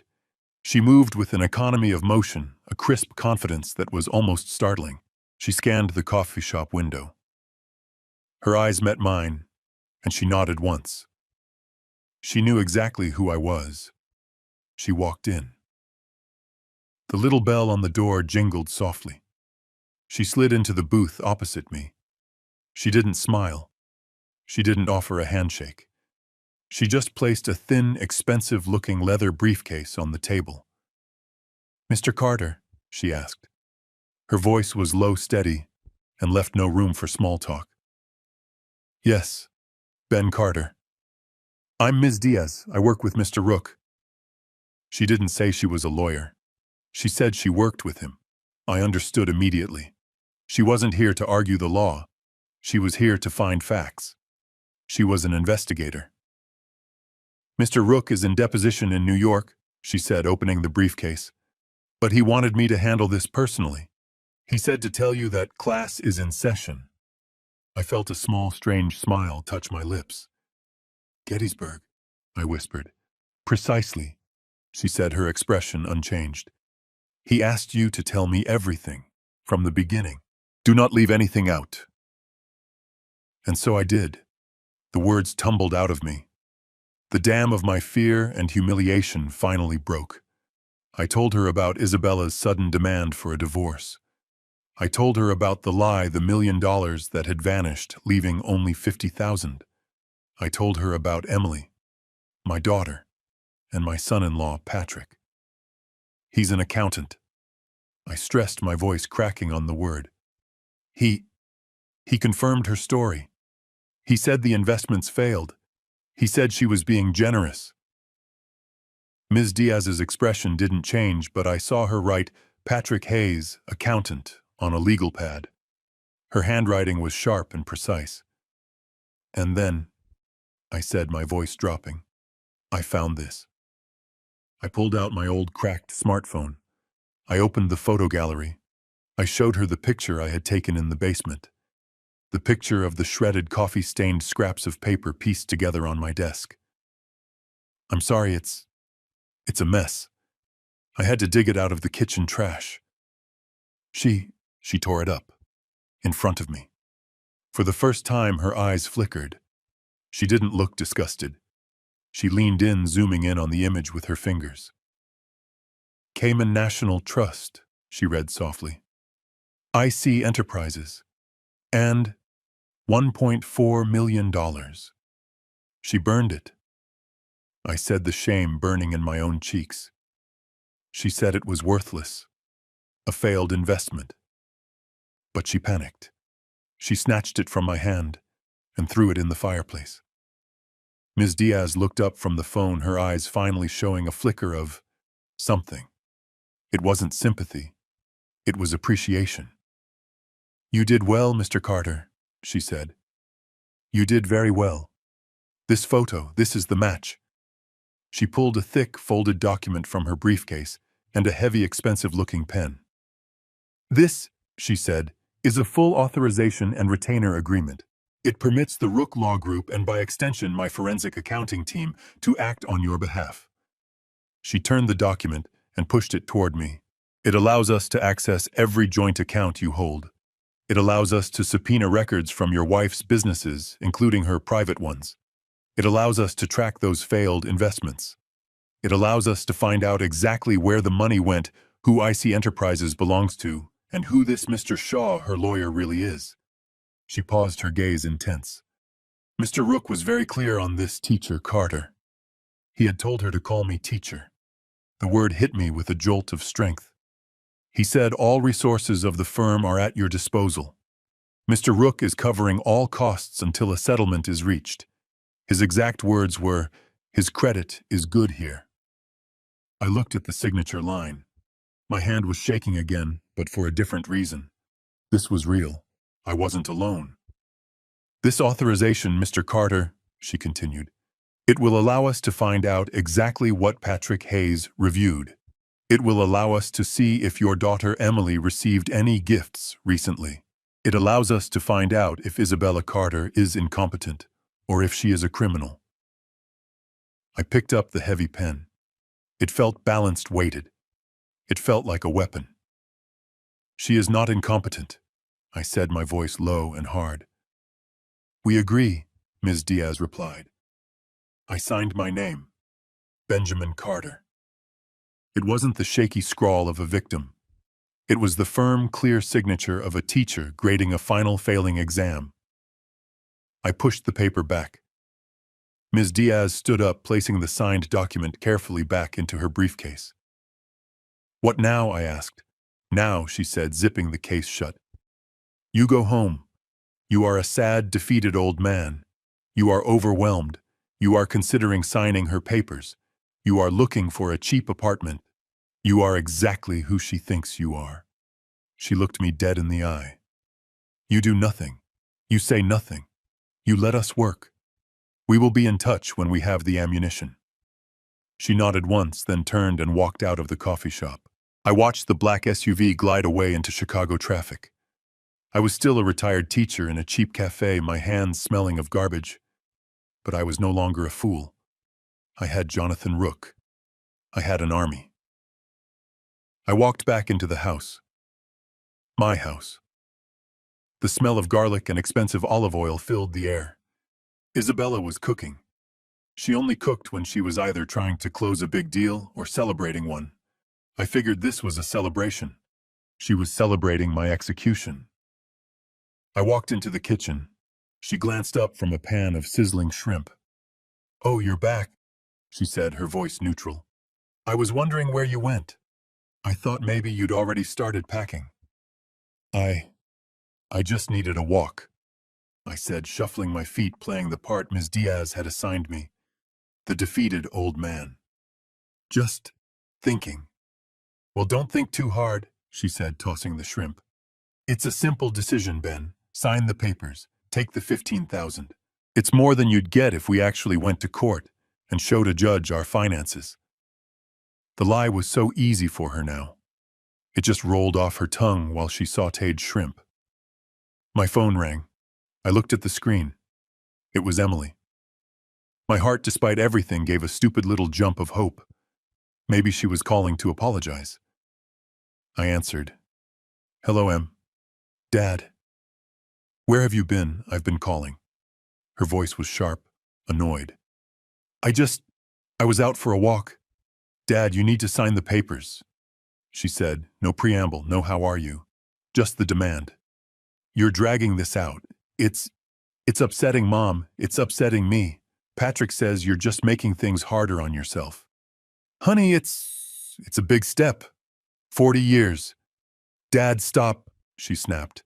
"Stop being so dramatic. Mom told us. She lost the money. It's a tragedy. We all lost. But you're the only one acting like a child. You're not the only one who's suffering. Patrick and I are suffering too, seeing the family like this." The hypocrisy was breathtaking. I wanted to scream into the phone, "You're suffering. How much are you suffering with my $300,000 in your bank account?" But I held my tongue. I let out a long, shaky sigh, the kind of sigh a defeated man makes. I just don't know where I'm going to go, Emily," I whispered, making my voice tremble. "Everything is so expensive. The apartments, on my pension, then figure it out," she said, her patience gone. "Go to a senior living center. I don't know, just sign the papers, Dad. Stop making this our problem. Patrick is already helping Mom enough. He doesn't need this extra stress. We're busy." The line went dead. She had hung up on me. I stood there in the kitchen, the phone in my hand. My own daughter. Isabella looked over, a small, knowing smirk on her face. She had heard. "See, even Emily knows. It's time to be an adult, Ben. Accept reality." I nodded, playing my part. I let my shoulders slump. "You're right," I whispered. You're all right. It's just hard." "I know it's hard," she said, her voice softening now that she had won. "But it's for the best. Now be a good man and sign. Let's get this over with." "I will," I said. "I promise. I need a few more days. I think I found a small apartment in Rogers Park. I just need to see it. I'll sign by the end of the week. I promise." Isabella studied my face. She was looking for any sign of resistance. I gave her none. I just looked at her with the beaten, empty eyes of a man who had lost everything. Finally, she nodded. "Fine. A few more days, Ben. But that's it. I'm not waiting forever." I nodded. "Thank you, Isabella. Thank you." I turned and shuffled back down to my basement, the meek, defeated old fool. The moment I closed the door, I locked it. I sat down at my desk, my body vibrating with a rage so cold it felt like ice in my veins. Rogers Park. Senior living. Figure it out. My laptop was open. I opened my encrypted email account, the one Ms. Diaz had set up for me. There was a new message. It had arrived just 5 minutes ago. The subject line was simple. Update 1. I opened it. The message was brief. No pleasantries. Just facts. "Mr. Carter, we have initial results. You were correct to be suspicious. The failed investment story is a fabrication. Patrick Hayes did oversee a series of transfers from your joint accounts. These were coded as market losses. They were not losses. They were direct wire transfers. The funds were not lost. They were moved. We have located the primary receiving account, IC Enterprises, at Cayman National Trust. The account is active.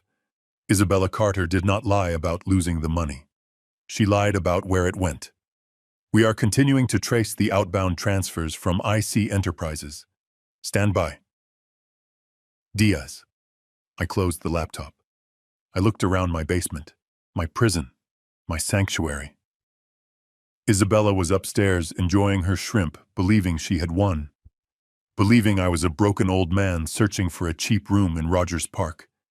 She had no idea. I wasn't a fool. I was a historian, and I was just gathering my evidence.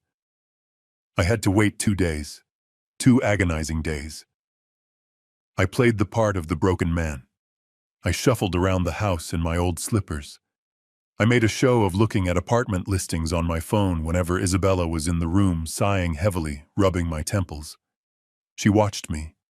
I could feel her eyes on me when I was in the kitchen, measuring my every move. She thought I was a beaten dog. She thought I was accepting my fate. She seemed to relax. The predator, having secured its kill, was no longer on high alert. On Thursday morning, I told her I was going to the Walgreens to refill my blood pressure medication. Fine, she said, not even looking up from the stock market ticker on her iPad. Don't be long. We have to call the realtor about listing the house. I just nodded meekly and shuffled out the front door. I didn't go to the pharmacy. I walked 4 blocks in the opposite direction, my heart pounding a frantic rhythm against my ribs. Every passing car made me jump. I felt like a fugitive. I was a 70-year-old man sneaking around my own neighborhood. I went to the Harold Washington Library. It was neutral. It was public. It was anonymous. Ms. Diaz had said to meet in the history section on the 3rd floor. I found her sitting at a long, empty oak table. She looked like a graduate student, a laptop open in front of her, a stack of books on European history beside her. She didn't look up when I sat down, she just patted the seat next to me. The library was quiet. The only sound was the distant hum of the ventilation and the soft rustle of someone turning a newspaper. "Did you find anything?" I whispered. Ms. Diaz didn't whisper. Her voice was low, clear, and cut through the silence like a scalpel. "We found everything, Teacher Carter." She turned her laptop screen toward me. She wasn't smiling. This wasn't a victory, not yet. This was an autopsy. "First," she said, "your wife is a sloppy, arrogant liar. Destroying that one piece of paper was the act of an amateur. She forgot that in the digital age, everything leaves a trail." She clicked a key. "You were correct to be suspicious of IC Enterprises. We ran the name. It's a shell corporation registered in the Cayman Islands. As you suspected, Isabella Carter is the sole signatory." She paused, then added a new devastating piece of information. "And your son-in-law, Patrick Hayes, is listed as the acting accountant on the incorporation documents." My breath caught. The accountant. Not just her friend. Not just her advisor. On the documents. "The account isn't frozen or worthless." Ms. Diaz continued, her voice flat. "It is very, very active." She opened a file. It was a spreadsheet. The numbers were sharp, clean, and undeniable. "This is the statement from 3 years ago that you photographed from the scraps," she said, pointing to a line item. The balance was $1.4 million. She clicked again.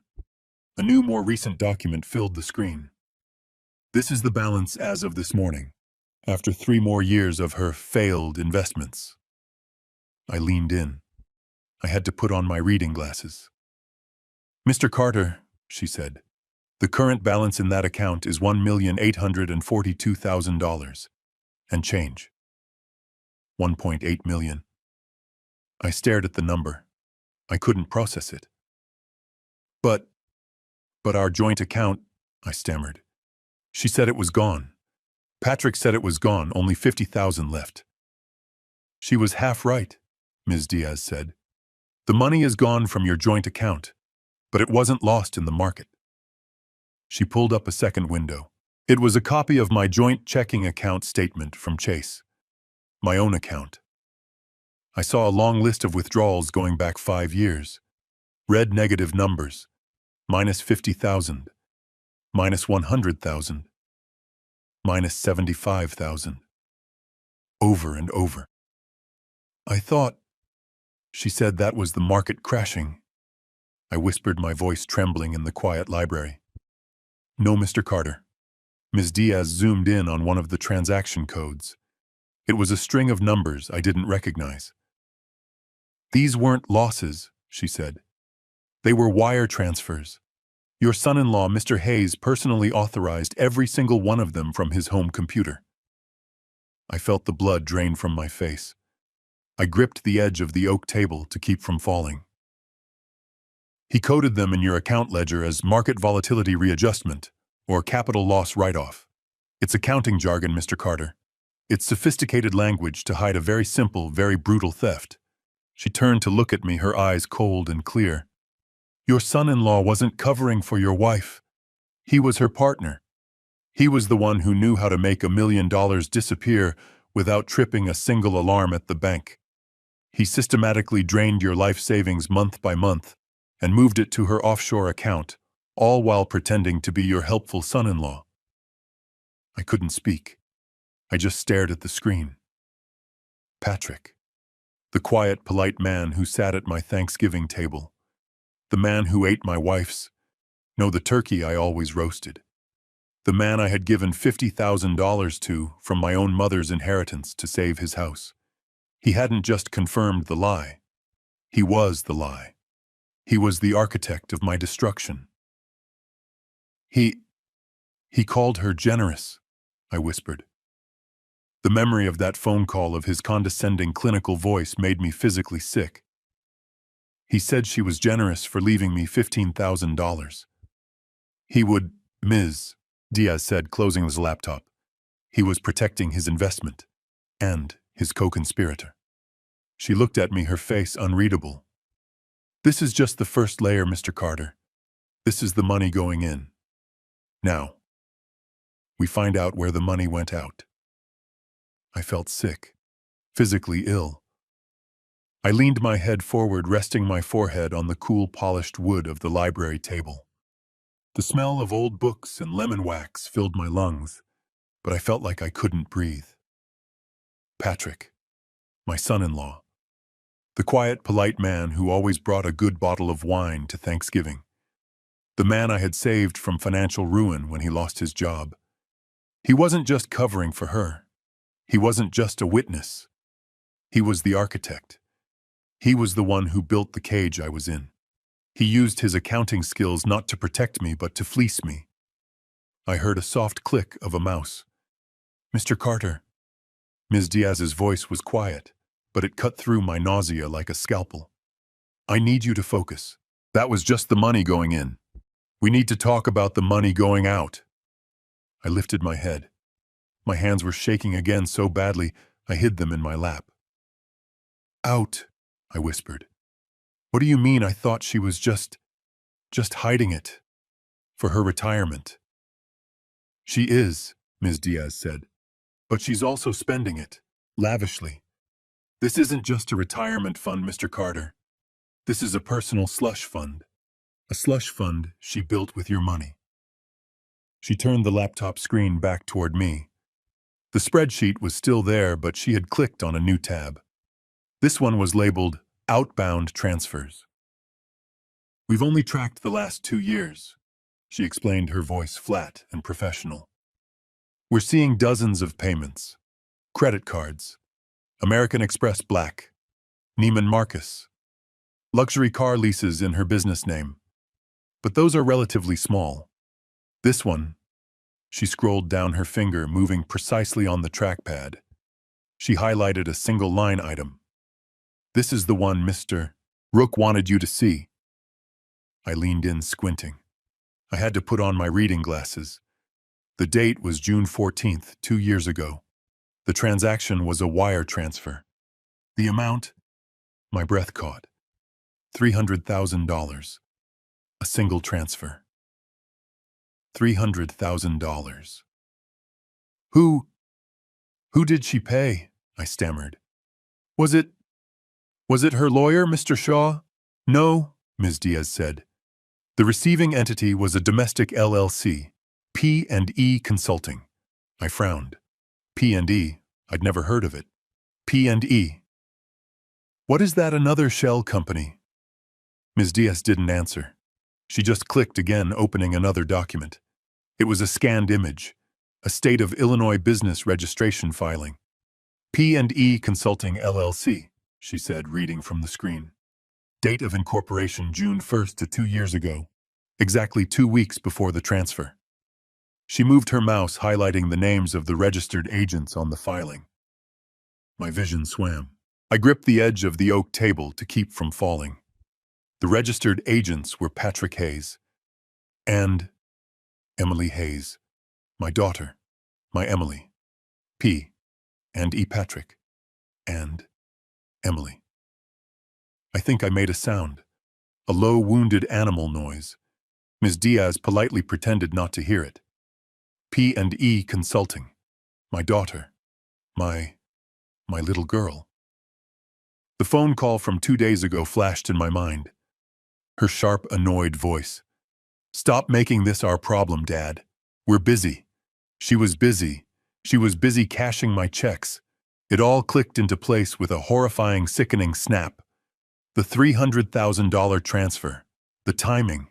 It was right when they bought their new beautiful brick house in Evanston. The house I thought was a little too expensive for them on a single accountant's salary. The house they said they got a miracle loan for. It wasn't a miracle loan. It was a payoff. It was my money. I felt the bitter taste of cheap coffee rise in my throat. I remembered. God, I remembered. I remembered giving them $50,000 from my mother's inheritance to save their old condo. A gift. I had given them a gift with love. And this was how they repaid me. They hadn't just accepted my gift. They had come back behind my back and stolen 6 times that amount. They stole my life savings to buy their dream house, all while knowing that their mother, their partner in crime, was planning to throw me on the street with nothing. They weren't just accomplices. They weren't just standing by. They were beneficiaries. They were paid for their silence. The girl I taught to ride a bike. The daughter whose tears I had dried after her first broken heart. She had sold me. She had sold her father for a 2-car garage and a nice yard in Evanston. Mr. Carter. Ms. Diaz's voice was soft but distant. I couldn't answer. I couldn't speak. I just stared at the screen. Patrick and Emily. P&E. Isabella hadn't just stolen my wife. She had stolen my daughter, too. I sat there in the quiet of the history section, the world tilting under my feet. My daughter. My Emily. The $300,000 wasn't a loan. It wasn't a gift from a successful mother. It was a payoff. It was my money. Stolen from me, laundered by my son-in-law, and given to my daughter to buy her silence, to buy her loyalty. I felt a cold, metallic taste in my mouth. Bile. I had been sold. I looked up at Ms. Diaz. Her face was impassive. She was just a messenger delivering the autopsy report of my life. Is that... I swallowed, my throat dry and thick. Is that all of it? Ms. Diaz looked at her notes. Her professionalism was almost cruel. It offered no comfort. No, Mr. Carter, she said, her voice flat. That was the family layer. Now we have the business layer. I didn't understand. I thought that was the business. That was the theft, she corrected me. This is the motive. Mr. Rook asked us to cross-reference her travel itineraries for the past 5 years, the ones she filed with her company for tax purposes. I remembered all those trips, the networking conferences in Miami, the real estate expos in Scottsdale, the client meetings in New York. I had been proud of her. My wife, the successful businesswoman. I had packed her bags. I had watered her plants. I had sat at home a quiet, supportive husband, grading papers while she flew around the country, building her empire. The trips were a cover, Ms. Diaz continued as if reading my mind. She traveled, Mr. Carter, but not always to the cities she claimed, and rarely alone. My blood went cold. What? What are you saying? She frequently traveled with one individual, a Mr. Gregory Shaw. The name hit me. Shaw, that's her lawyer, the one handling the divorce. He's more than her lawyer, Mr. Carter, Ms. Diaz said, clicking her mouse. We ran his financials as well. They have been closely associated for over 3 years. 3 years, I thought back. 3 years. That was right around the time I'd found that first bank statement, the one she burned. Our guess, Ms. Diaz said, her voice clinical. You finding that statement spooked her. She knew the lie was too big to handle alone. She needed an ally. She found one in Mr. Shaw. An affair. The word hung in the silent library air. I hadn't even considered it. I was so focused on the money, on the betrayal of my children. I hadn't even thought. After 40 years, the woman I slept next to every night. I felt numb. I wasn't even angry. I was just hollow. But it's not just an affair, Mr. Carter, she said, her voice pulling me back from the void. It's a conspiracy. The money from IC Enterprises wasn't just for her retirement. It was funding their new life. She turned the laptop screen toward me. It wasn't a spreadsheet this time. It was a photograph, a beautiful, sprawling white villa perched on a cliff overlooking a turquoise ocean. An infinity pool sparkled in the sun. It looked like a postcard from paradise. What is this? I whispered. A resort. It's a private villa in Costa Rica. We traced a wire transfer from IC Enterprises 4 months ago, $500,000. It was the final payment on this property. She clicked again. A new document. Another incorporation filing. It was purchased by a holding company registered in Panama, she said. The holding company is named G&B Properties. I frowned. G and B Gregory and Isabella. Ms. Diaz finished answering the question I was too afraid to ask. We believe she used your initial B for Ben as a final insult. A smokescreen in case anyone ever looked. I just stared at the picture of that White House. A love nest. Built with my money. My father's inheritance. My 40 years of teaching. My $60,000 I gave to my daughter. All of it. Siphoned away. By my wife. By my son-in-law. By my daughter. By her lover. My mind, the teacher's mind, started doing the math. Adding it all up on the blackboard of my brain. $1.8 million hidden in the Cayman Islands. $300,000 paid to my daughter and son-in-law to buy their silence. $500,000 spent on a secret villa in Costa Rica with her lover. I did the sum. $2.6 million. $2.6 million, I whispered out loud. And she was leaving me with $15,000. She was leaving me $200 a month. I looked at Ms. Diaz. The numbness was gone. The shock was gone. The hollow feeling was gone. It was filled from the soles of my feet to the roots of my hair with a cold, clear, righteous anger. This wasn't a divorce.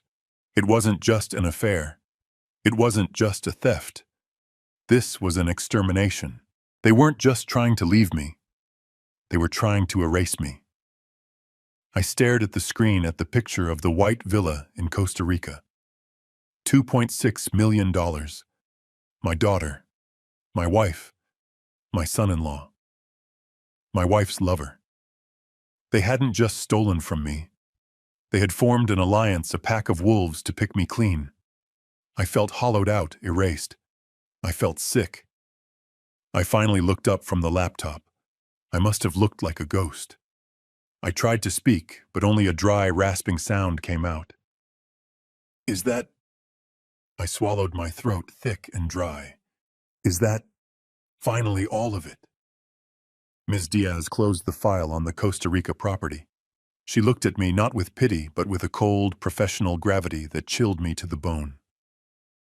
That is the summary of the financial theft, Mr. Carter, she said. That was Plan A. The words hung in the quiet library air. Plan A. The phrase made no sense. What do you mean, Plan A? She leaned forward. Her voice was low. Stealing your money, leaving you with nothing, and forcing you to sign the divorce papers. That was Plan A. But they had a contingency. A Plan B, in case you didn't cooperate. In case you didn't just sign the papers and disappear like a good, quiet old man. What are you talking about? Mr. Rook has extensive resources, Teacher Carter, she said. He didn't just ask us to look at the money. He asked us to look at them. Your son-in-law, Patrick Hayes. It turns out he's not just creative with your accounting. He's been skimming from his own firm for the last 18 months. I was stunned. He's stealing from his job, too. Yes. And because his partners are pressing charges, we were able to legally obtain a warrant to monitor his office communications. He is under a separate, active investigation. We just got to listen in. She didn't open her laptop. She took a small black digital audio recorder from her briefcase and placed it on the oak table between us. This was recorded 3 days ago, she said. From his office, a speakerphone call with your wife. After you had your confrontation about the Cayman account. You need to hear this. She pressed play. The library was silent, but the recording was perfectly clear. First, I heard Patrick's voice, tight and angry. He's not signing, Isabella. I'm telling you, he's asking questions. He asked about the investments. He's sniffing around. The failed investment story isn't holding him. Then Isabella's voice sharp with annoyance. He's a fool, Patrick. He'll sign. He's just being stubborn. He's probably trying to find some bargain bin lawyer who'll work for free. And what if he does? Patrick shot back. What if someone, even a stupid one, starts digging? We can't risk that. The trail is too clean right now, but it's still a trail. It's time. We have to move on Plan B, the guardianship. My blood turned to ice. Guardianship. There was a pause on the recording. Then Isabella's voice, hesitant. Isn't that extreme, declaring him incompetent? And then I heard my son-in-law laugh. A short, cold, clinical laugh. It's clean, Patrick said. It's permanent. He's 70 years old. He's forgetful. He's confused. It's my word as his concerned son-in-law and financial expert against his. We'll start documenting. I'll change the password on his online banking again and tell him he forgot it. We'll schedule doctor's appointments and tell him the wrong dates. When he misses them, it's confusion. When he can't pay his bills, it's incapacity. We'll get a friendly doctor to do an evaluation. We'll suggest he has early onset Alzheimer's. In 2 months, with my testimony, we can have a judge declare him incompetent. There was another silence. Then Isabella's voice, barely a whisper. And then, Patrick's voice was the killing blow. And then we control everything. You, as his devoted wife, become his legal guardian. You sign the divorce papers for him. You control his pension. You control him. He loses his civil rights. He can't hire a lawyer. He can't testify. He can't even leave the house without your permission. It's the perfect solution. He becomes a non-person. And the problem just goes away. Ms. Diaz pressed stop. The recording ended. The heavy academic silence of the library rushed back in, but I couldn't hear it. All I could hear was that phrase, a non-person. They weren't just trying to rob me. That was Plan A. Plan B was to bury me alive. to lock me in a room confused and drugged, to take my name, to take my mind, to tell the world I was crazy, senile, incompetent, to turn me into a ghost while I was still breathing. This wasn't about money anymore. This wasn't about an affair or a villa in Costa Rica. This was about my personhood, my very existence. They weren't just stealing my past. They were actively plotting to steal my future, my present, and my very identity. I looked up at Ms. Diaz. The numbness was gone. The shock was gone. The hollow feeling was gone. It was filled from the soles of my feet to the roots of my hair, with a rage so cold and so pure it felt like a religious conversion. Ms. Diaz looked at me, her face still, but her eyes sharp. "Mr. Rook wanted you to hear that," she said, her voice low, "because he wants you to understand what kind of war this is. This is not a divorce proceeding, Mr. Carter. This is an extermination. And they are the enemy." I looked down at my own hands. 70-year-old hands, spotted-veined, but they were steady. They were not the hands of an incompetent old man. They were the hands of a man who was now finally ready to fight. I walked out of the library. The bright Chicago sun hit my face, but I couldn't feel its warmth. I was frozen. I felt like I was walking through water, a non-person. The words echoed in my head, louder than the traffic on State Street, louder than the sirens in the distance. They weren't just going to rob me. They were going to erase me, my wife, my daughter, my son-in-law. They had sat at my dinner table, they had eaten my food, they had accepted my gifts, all while casually plotting to have me declared legally insane, to lock me away, to sign my rights over to them, to turn me into a ghost while I was still breathing, all so they could drain my bank accounts without any trouble. This wasn't a divorce anymore. This wasn't just theft. This was a kind of murder. The murder of a man's mind, of his identity. I found a bench in a small concrete park. I sat down heavily. My hands were shaking. But it wasn't the weak, frightened tremor I'd felt before. This was a vibration. It was a 70-year-old engine of pure, unadulterated rage starting to turn over. They thought I was a clueless old man. They thought I was forgetful, and they thought I was confused. I pulled out my phone. My fingers were steady. I didn't call the main office. Miss Diaz had given me a private number, one that bypassed the secretaries, the retainers, and the waiting lists. It rang once. "Speak." Jonathan's voice. No hello, just that single sharp command. "Jonathan," I said. My own voice sounded strange to me. It was raspy, low, and cold. "It's Ben Carter.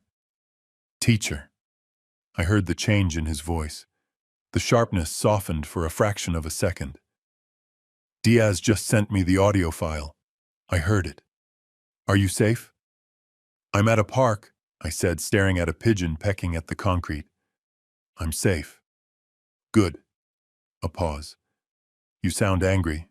"Good. You should be." They're planning to declare me incompetent," I said. The words tasted like poison. "They're going to say I have Alzheimer's. They're going to make me a non-person. Just to get the money." I waited for him to say something, to offer sympathy, to say it was horrible. He didn't. There was just a long, cold silence on the other end of the line. I could hear him breathing slow and measured. When he finally spoke, his voice was different. It wasn't the voice of my former student. It wasn't even the voice of a lawyer. It was the voice of a general assessing a battlefield. "Teacher Carter," he said, his voice flat and cold as steel. "Do you remember the lesson you taught me on the Battle of Gettysburg?" The question was so bizarre, so out of place, that it snapped me out of my rage. "What Gettysburg, Jonathan, this is?" "Do you remember?" he insisted. Yes, of course. I taught it for 40 years. You taught me that General Meade won not just because he had the high ground, but because he stopped defending. You told me that for 2 days he just reacted. He just took the hits. But on the third day, he countered. He stopped trying to survive the attack, and he began his own. He stopped playing their game and started his own. I was silent. I knew exactly what he was saying. They've escalated, teacher. He continued, his voice hardening. They just moved their pieces. This isn't a simple divorce anymore. This isn't a financial dispute. They just declared war. Not on your money, on you, on your mind, on your freedom. I gripped the phone. What do we do? We stop defending, Jonathan said. We stop playing their game. We stop reacting to their moves. We launch our own attack. We set the terms. We choose the battlefield. They want to go to court, I whispered, to have me declared incompetent. Good, Rook said. The word was a sharp crack. Let them. They want to go to court. We'll go to court. We'll give them the battle they're asking for. But it won't be in some quiet, closed-door guardianship hearing where they can whisper their lies to a sympathetic judge. Then what? We'll do it in open court. We'll do it on our terms.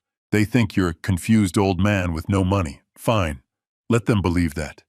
Let them walk into that courtroom fat, arrogant, and overconfident. I could almost hear him smile. A cold, sharp smile. They've forgotten who you are, teacher. They've forgotten that you're the man who taught me. They've forgotten that you don't just teach history. You use it. Now here is what you are going to do. You are going to go home.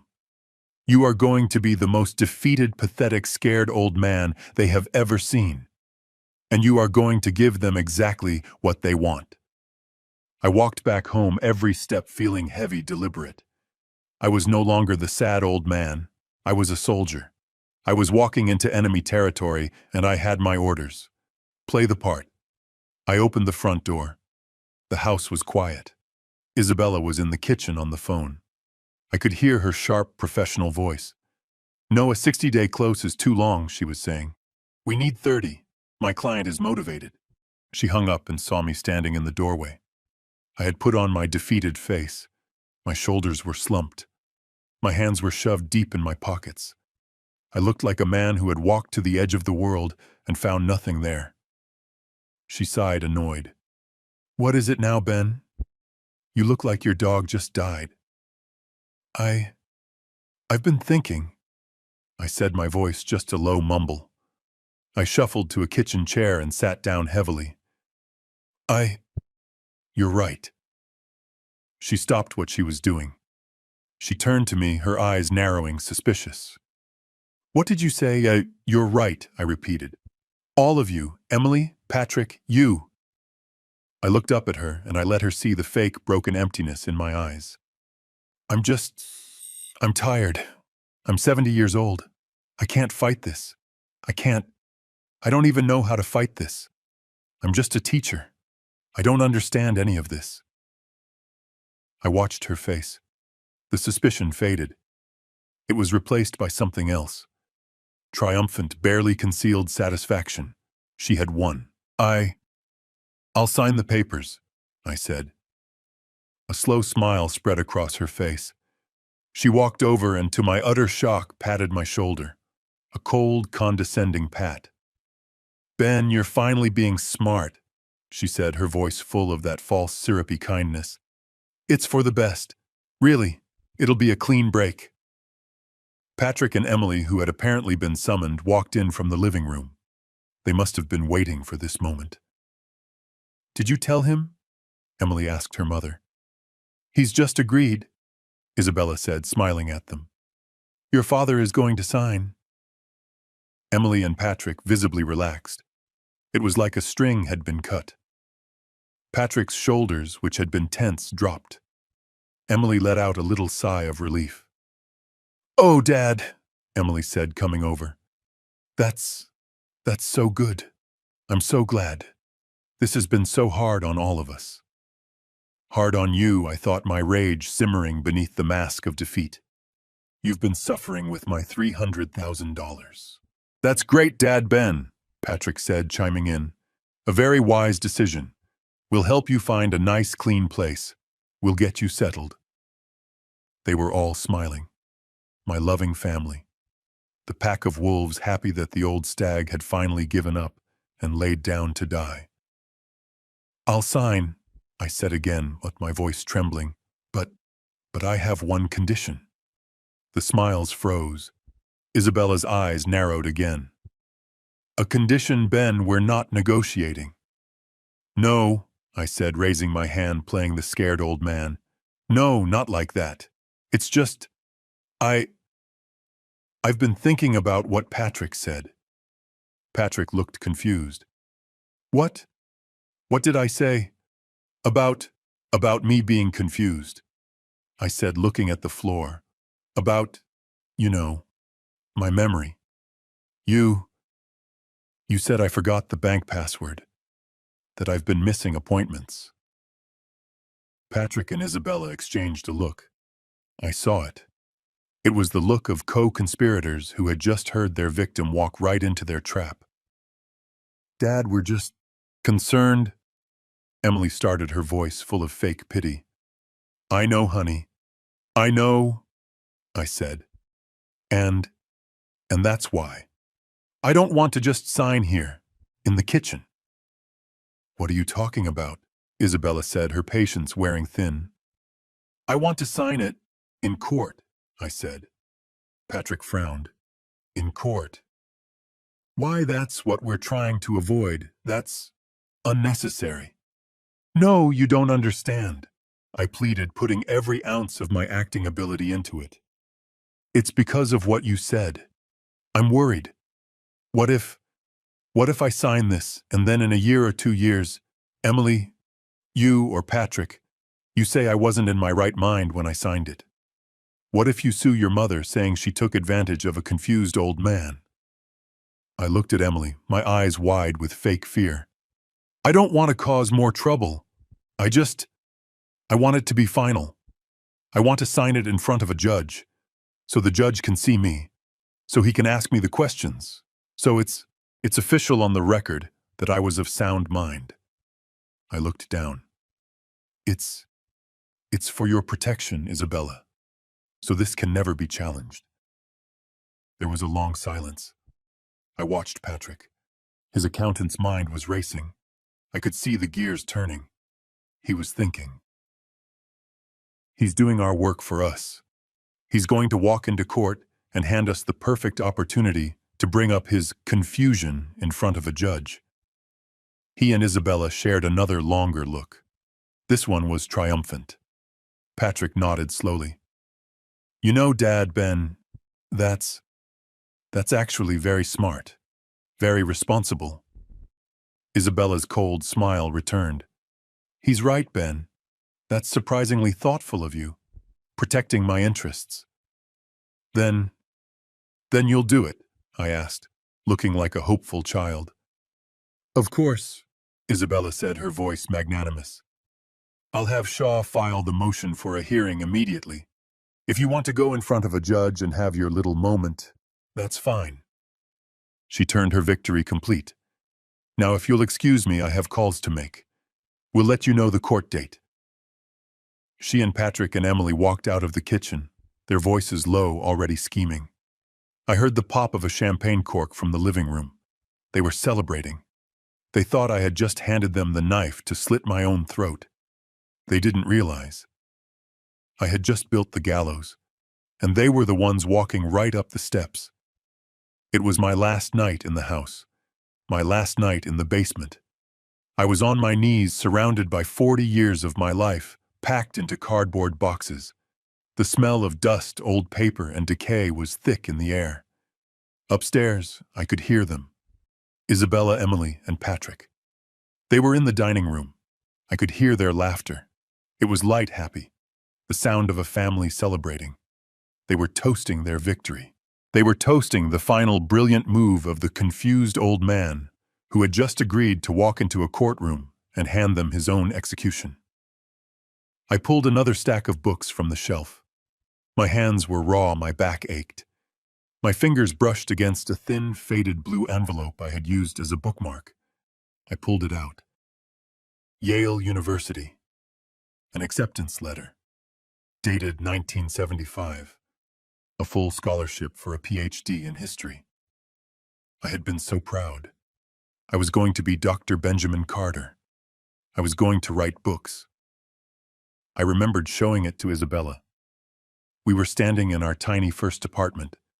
She had looked at it, then looked at me, her eyes wide, and she had said, "Ben, I'm pregnant." Emily. I never went to Yale. I stayed.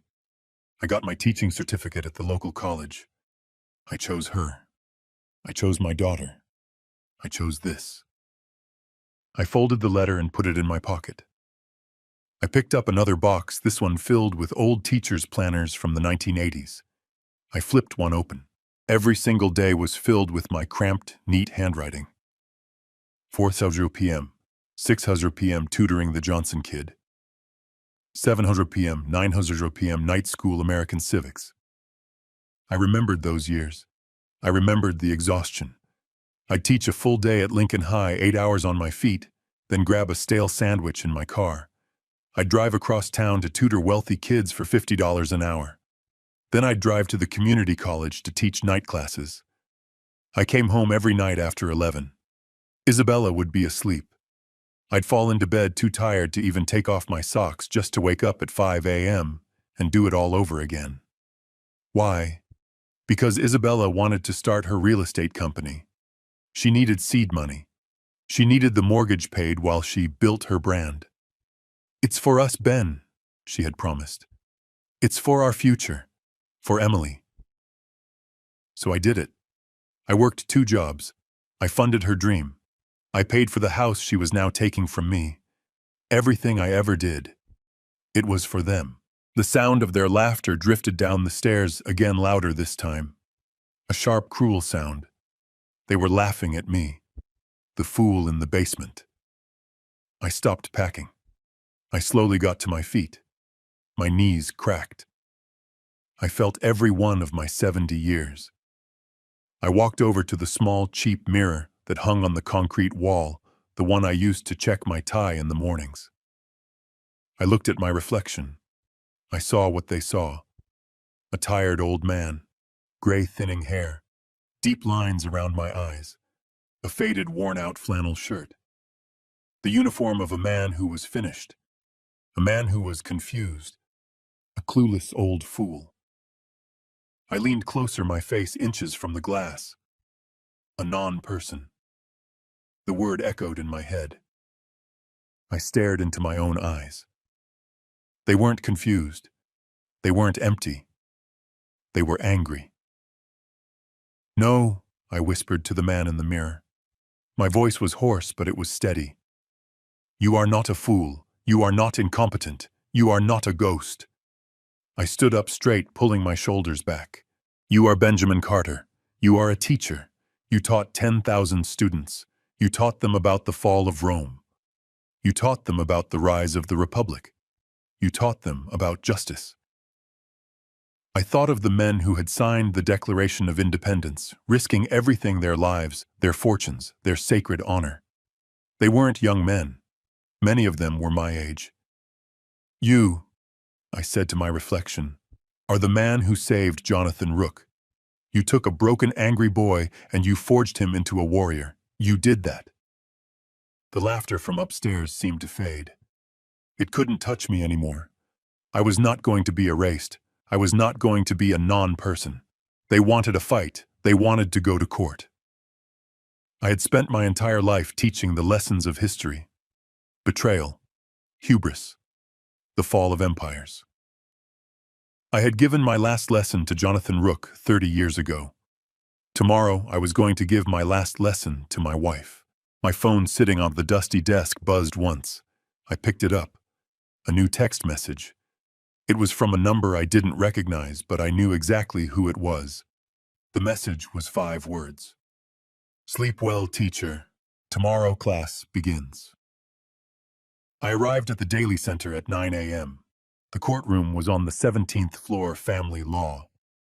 I gripped the handle of my old, worn leather briefcase. It was the same one I had carried to Lincoln High every day for 30 years. It smelled faintly of chalk dust and old paper. I was wearing my court suit. It was my only suit. A 20-year-old dark brown wool suit, slightly shiny at the elbows. It was the suit I wore to graduations, to faculty meetings, and to funerals. It was my uniform of quiet, invisible dignity. I pushed open the heavy wooden doors to courtroom 1704, and there they were. They were already seated in the front row. They looked like they were attending a Broadway premiere, not a divorce hearing. Isabella was in a cream-colored silk suit that probably cost more than my entire monthly pension. Her hair was perfectly styled.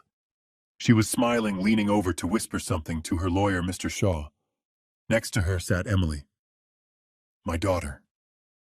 She wore a black dress that looked expensive. She was looking at her phone, refusing to look up. And next to her was Patrick, my son-in-law, the accountant. He looked smug, confident, tapping his pen impatiently on a sleek leather folio. They were all laughing. Isabella, Patrick, and Mr. Shaw. They were laughing like they were at a cocktail party. They were laughing like they had already won. They were laughing at me. I walked slowly down the center aisle. My old polished shoes squeaked softly on the marble floor. Every step felt like I was walking through wet cement. Patrick saw me first. He nudged Isabella. The laughter stopped. They all turned to look. Isabella's face, which had been so bright and animated, hardened. She looked me up and down, from my slightly too short trousers to my old-fashioned tie. I saw the look in her eyes. It was not just pity. It was disgust. She whispered something to Mr. Shaw, and he chuckled, not even bothering to cover his mouth. I sat down on the hard wooden bench on the opposite side of the aisle. The respondent, alone. The courtroom was filling up. Lawyers in expensive suits, other broken families. Isabella stood up. She glided across the aisle, her heels clicking decisively on the floor. She smelled of expensive perfume, something sharp and floral that I didn't recognize. She stopped in front of my bench and looked down at me. "Ben," she said. Her voice was low, smooth, like honey mixed with poison. "It's not too late. You don't have to do this to yourself." I just looked at her. I couldn't find the woman I had married anywhere in her cold, beautiful face. "Look at you," she continued, her eyes flicking over my old suit. "You're out of your depth. You're embarrassing yourself, Ben. You don't belong here." I have a right to be here," I managed to say. My voice was a dry whisper. "A right to what?" she scoffed. "A right to be publicly humiliated. A right to have a judge tell you that you're broke." "Ben, listen to me." She leaned in, her voice dropping. "My car is waiting downstairs. Sign the papers. Right now. Take the 15,000. We'll even call it 20,000. For your trouble. Just sign and go home. Go back to your basement.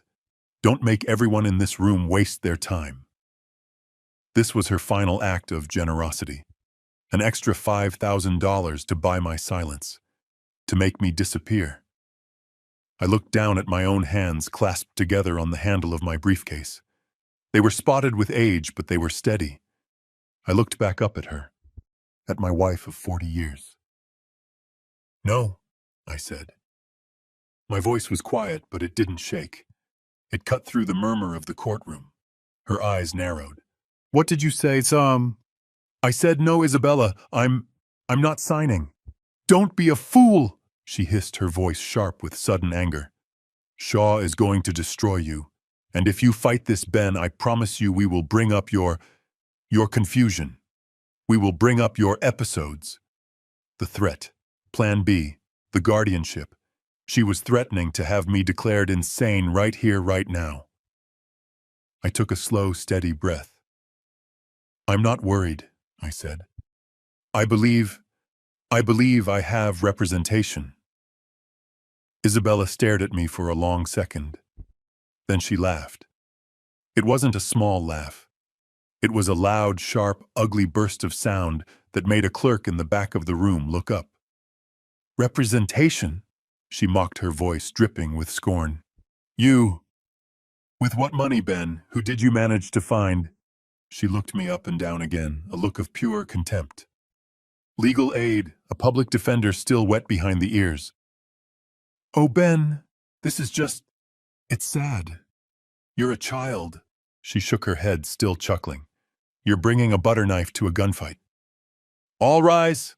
The bailiff's voice boomed through the room. Isabella's smile widened. Showtime, she whispered. She turned her back straight and confident and glided back to her team, back to her lawyer, back to my daughter. I stood up slowly, my old bones aching. She was right. She had an army. I was alone. I just hoped Jonathan hadn't forgotten the lesson about Gettysburg. All rise. The bailiff's voice was a dull, indifferent drone. The Honorable Judge Miles presiding. We stood. At least I tried to. My knees cracked in protest. I felt 70 years old. I felt 1,000 years old. I felt small in my 20-year-old brown wool suit, the one I saved for funerals. Across the aisle they rose like a single elegant entity. Isabella in a sharp cream-colored suit, my daughter Emily looking bored in expensive black, my son-in-law Patrick looking smug, and their lawyer Mr. Shaw, who looked like he cost more than my house. They looked like a winning team. I looked like a man who had wandered in off the street. Judge Miles sat.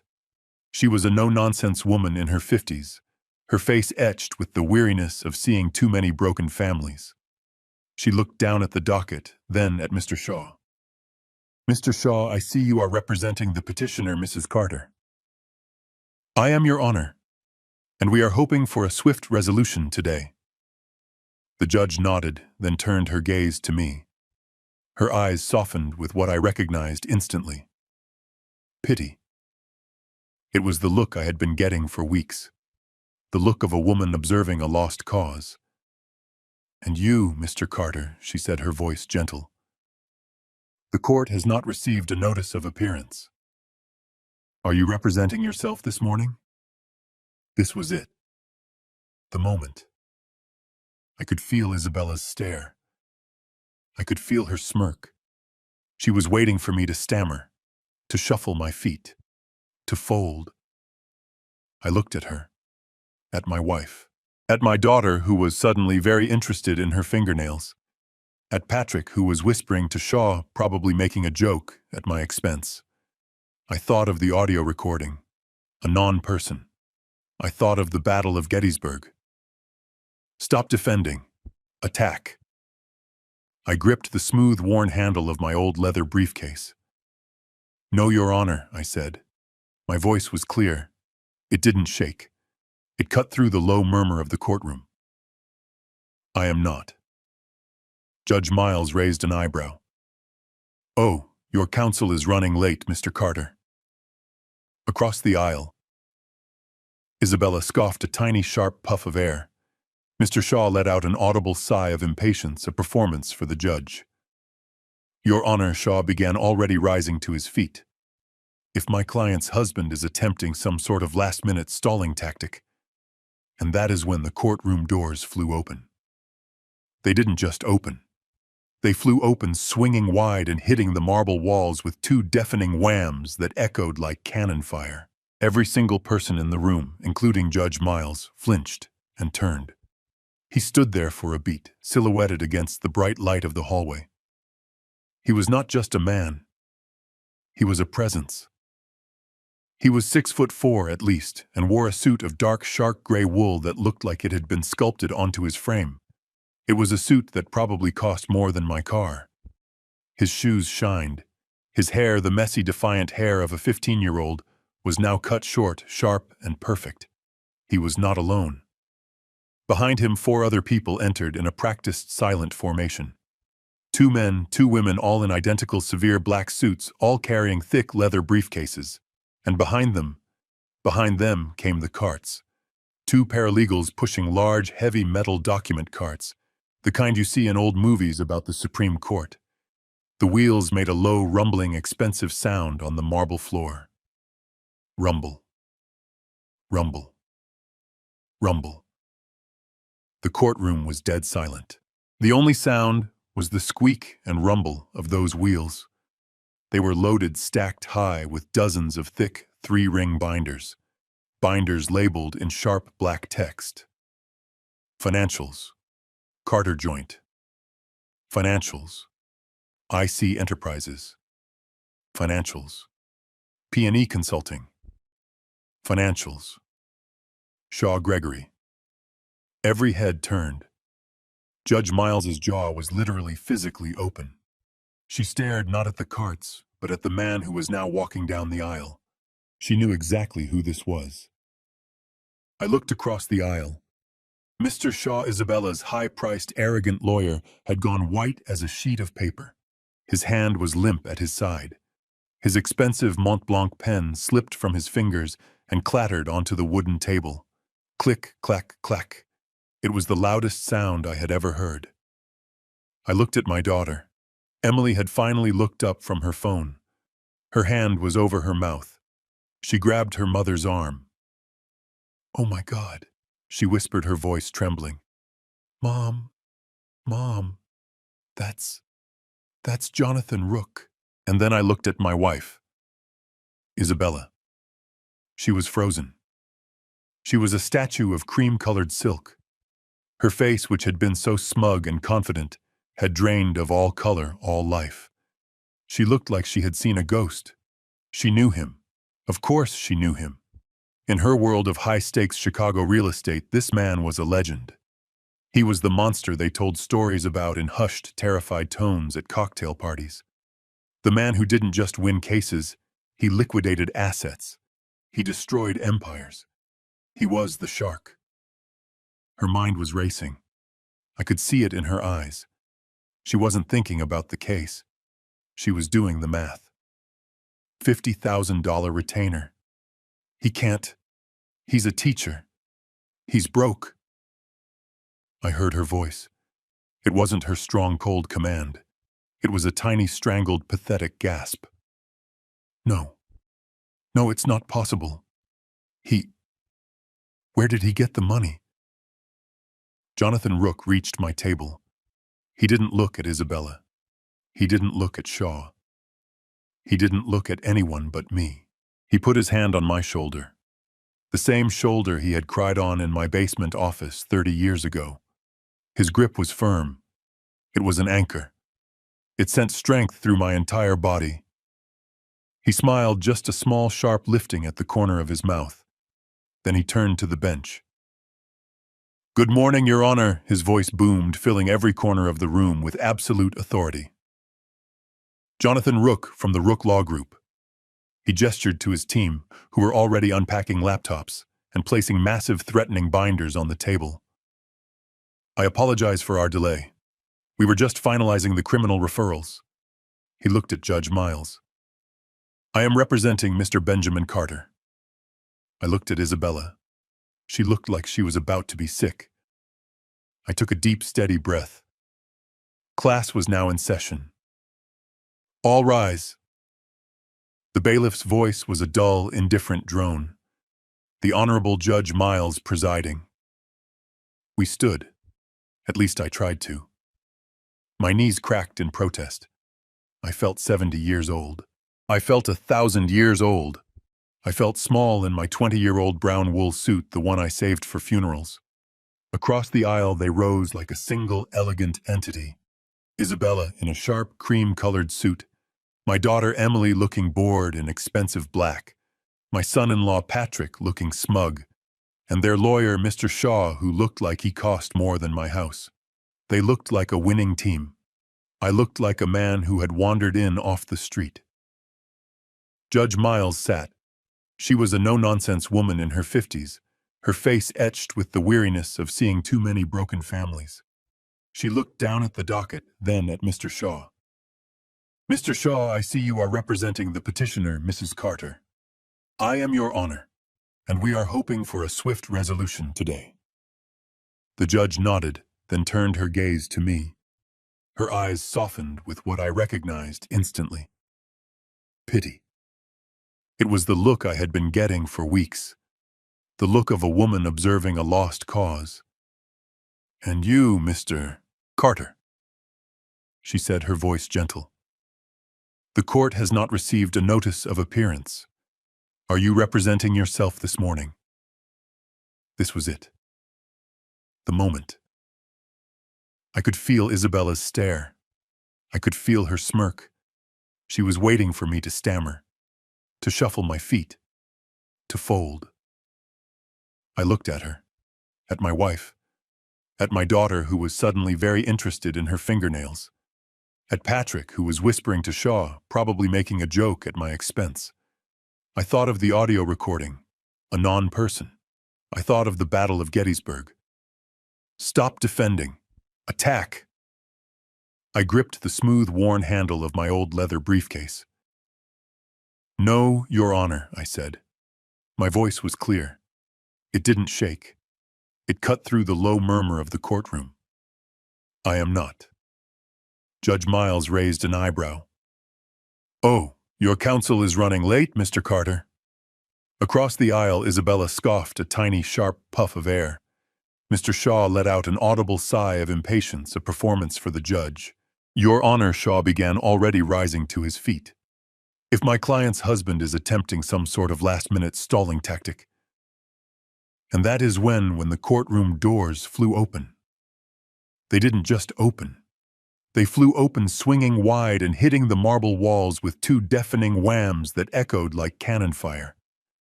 Every single person in the room, including Judge Miles, flinched and turned. He stood there for a beat, silhouetted against the bright light of the hallway. He was not just a man. He was a presence. He was 6'4" at least, and wore a suit of dark, shark gray wool that looked like it had been sculpted onto his frame. It was a suit that probably cost more than my car. His shoes shined. His hair, the messy, defiant hair of a 15-year-old, was now cut short, sharp, and perfect. He was not alone. Behind him, 4 other people entered in a practiced silent formation. 2 men, 2 women, all in identical severe black suits, all carrying thick leather briefcases. And behind them came the carts. 2 paralegals pushing large, heavy metal document carts. The kind you see in old movies about the Supreme Court. The wheels made a low, rumbling, expensive sound on the marble floor. Rumble, rumble, rumble. The courtroom was dead silent. The only sound was the squeak and rumble of those wheels. They were loaded, stacked high with dozens of thick 3-ring binders. Binders labeled in sharp black text. Financials, Carter Joint. Financials, IC. Enterprises. Financials, P&E Consulting. Financials, Shaw Gregory. Every head turned. Judge Miles's jaw was literally physically open. She stared not at the carts, but at the man who was now walking down the aisle. She knew exactly who this was. I looked across the aisle. Mr. Shaw, Isabella's high-priced, arrogant lawyer, had gone white as a sheet of paper. His hand was limp at his side. His expensive Mont Blanc pen slipped from his fingers and clattered onto the wooden table. Click, clack, clack. It was the loudest sound I had ever heard. I looked at my daughter. Emily had finally looked up from her phone. Her hand was over her mouth. She grabbed her mother's arm. "Oh my God," she whispered, her voice trembling. Mom, that's Jonathan Rook." And then I looked at my wife. Isabella. She was frozen. She was a statue of cream-colored silk. Her face, which had been so smug and confident, had drained of all color, all life. She looked like she had seen a ghost. She knew him. Of course she knew him. In her world of high-stakes Chicago real estate, this man was a legend. He was the monster they told stories about in hushed, terrified tones at cocktail parties. The man who didn't just win cases, he liquidated assets. He destroyed empires. He was the shark. Her mind was racing. I could see it in her eyes. She wasn't thinking about the case. She was doing the math. $50,000 retainer. He can't. He's a teacher. He's broke. I heard her voice. It wasn't her strong, cold command. It was a tiny, strangled, pathetic gasp. No. No, it's not possible. Where did he get the money? Jonathan Rook reached my table. He didn't look at Isabella. He didn't look at Shaw. He didn't look at anyone but me. He put his hand on my shoulder. The same shoulder he had cried on in my basement office 30 years ago. His grip was firm. It was an anchor. It sent strength through my entire body. He smiled, just a small, sharp lifting at the corner of his mouth. Then he turned to the bench. "Good morning, Your Honor." His voice boomed, filling every corner of the room with absolute authority. "Jonathan Rook from the Rook Law Group." He gestured to his team, who were already unpacking laptops and placing massive threatening binders on the table. "I apologize for our delay. We were just finalizing the criminal referrals." He looked at Judge Miles. "I am representing Mr. Benjamin Carter." I looked at Isabella. She looked like she was about to be sick.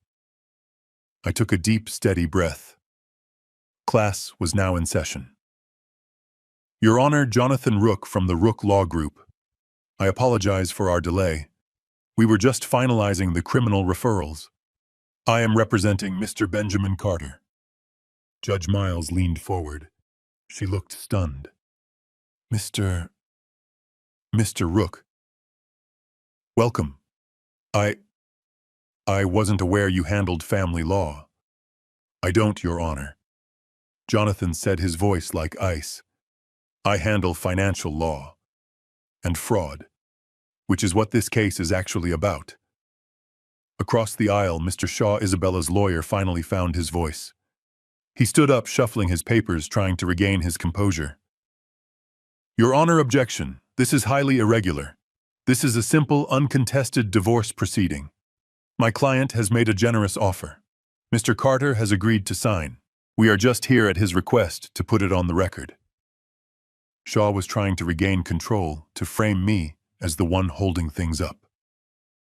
Jonathan Rook didn't even look at him. He addressed the judge. "Your Honor, Mr. Shaw is mistaken. This is not a simple divorce. It is not uncontested, and it is certainly not generous." He gestured to one of his associates, who placed a thick red binder on the judge's bench. "It is, in fact, a conspiracy. A multi-year systematic conspiracy to commit financial fraud, elder abuse, and identity theft against my client. And the petitioner, Isabella Carter, along with her co-conspirators, Mr. Patrick Hayes and Mrs. Emily Hayes, have been actively plotting to strip Mr. Carter of his assets, his rights, and his very personhood." The courtroom was dead silent. You could hear a pin drop. Shaw was sputtering. "Your Honor, these are baseless, outrageous accusations. This is character assassination. Is it, Mr. Shaw?" Rook's voice was dangerously quiet. "Then let's talk about the facts." He turned, and it was like he was a professor in front of a lecture hall.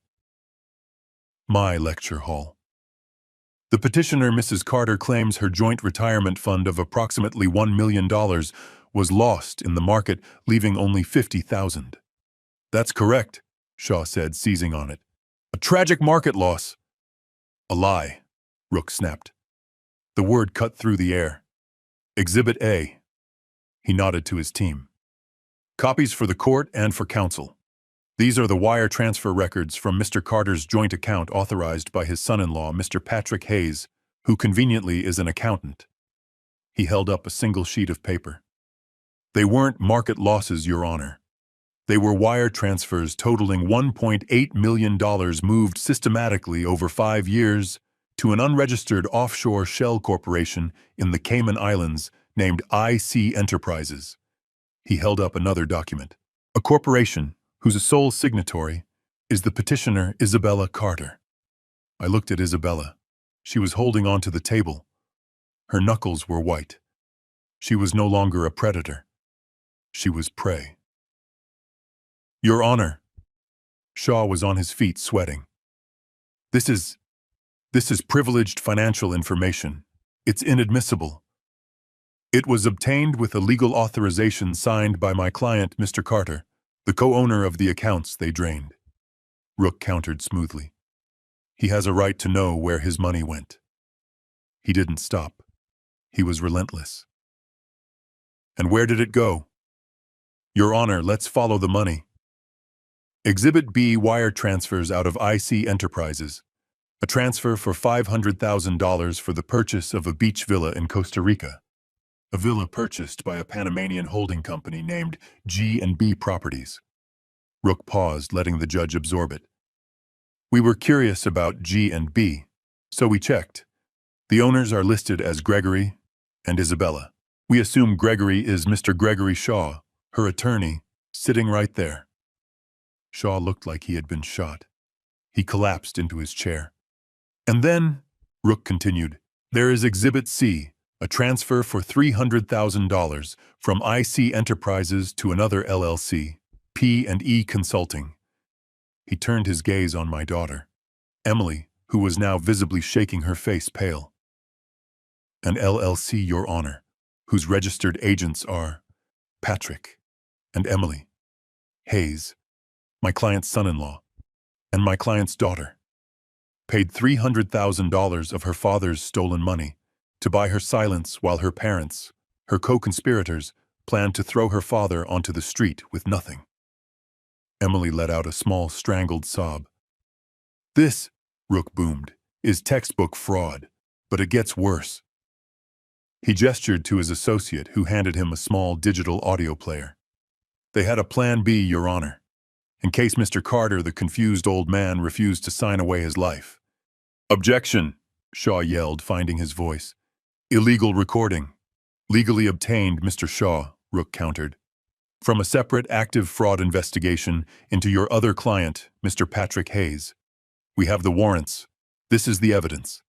He pressed play, and the courtroom filled with Patrick's cold, clinical voice. We'll get a friendly doctor. We'll suggest he has early-onset Alzheimer's. In 2 months, with my testimony, we can have a judge declare him incompetent. He loses his civil rights. He can't hire a lawyer. He can't testify. He becomes a non-person, and the problem just goes away. The audio recording clicked off. Patrick's voice, cold and clinical, hung in the heavy, silent air of the courtroom. He becomes a non-person. I watched Judge Miles. She was a woman who had seen the worst of humanity. I knew that. But this was new. She slowly, deliberately took off her reading glasses. She placed them on her desk. She didn't look at Rook. She didn't look at me. She stared with an expression of pure, unfiltered disgust at my family. She stared at my wife, Isabella. She stared at my son-in-law, Patrick. And she stared at my daughter, Emily. Her face was pale. She looked at them like they were something she had found crawling out from under a rock. Across the aisle, the smug confidence was gone. It had evaporated. Mr. Shaw, Isabella's lover and lawyer, was shuffling his papers, but his hands were shaking. Patrick looked gray, his tie suddenly too tight. Emily was already crying, silent, terrified tears rolling down her pale cheeks. Jonathan Rook stood up. He didn't raise his voice. He didn't need to. His voice was a cold, precise weapon that filled every corner of the room. Your Honor, he said. Mr. Shaw, in his opening, called this a simple divorce proceeding. He was wrong. It is not. He gestured to the carts piled high with binders that his team had wheeled in. It is a calculated multi-year conspiracy to commit felony fraud against a senior citizen. It is a conspiracy to illegally move assets, my client's life savings, offshore. It is a conspiracy involving wire fraud expertly orchestrated by Mr. Patrick Hayes, who conveniently is an accountant. He gestured to Mr. Shaw, who flinched.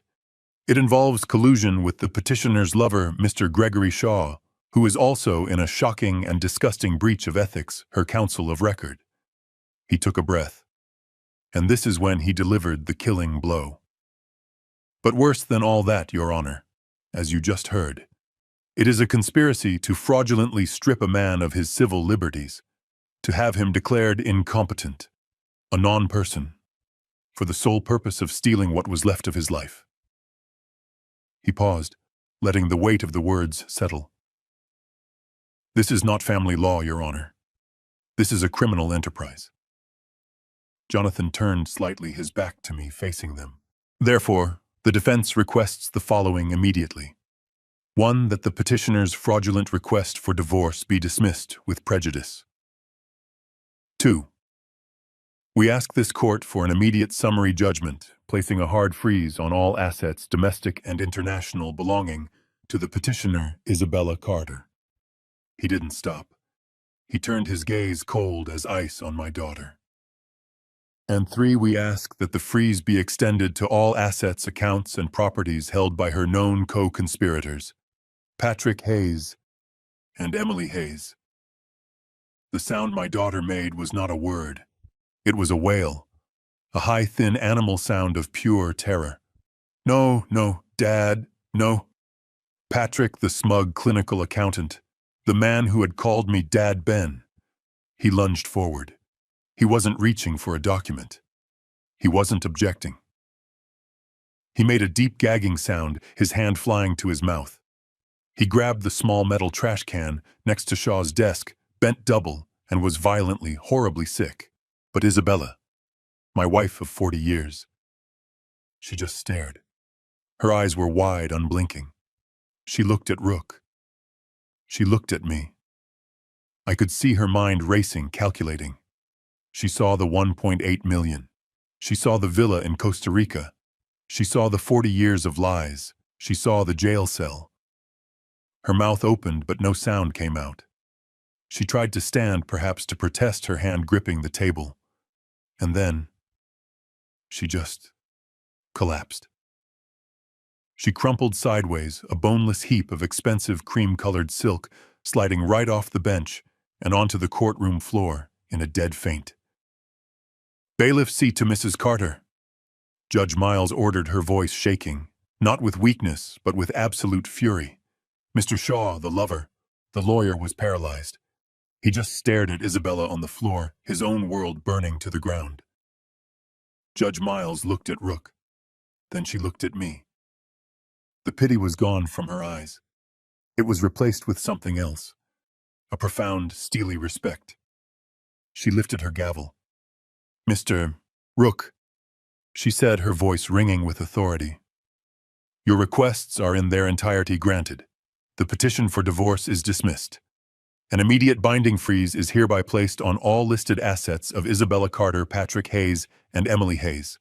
This court is formally referring this entire disgusting file to the District Attorney's Office for immediate criminal prosecution. She locked eyes with Mr. Shaw.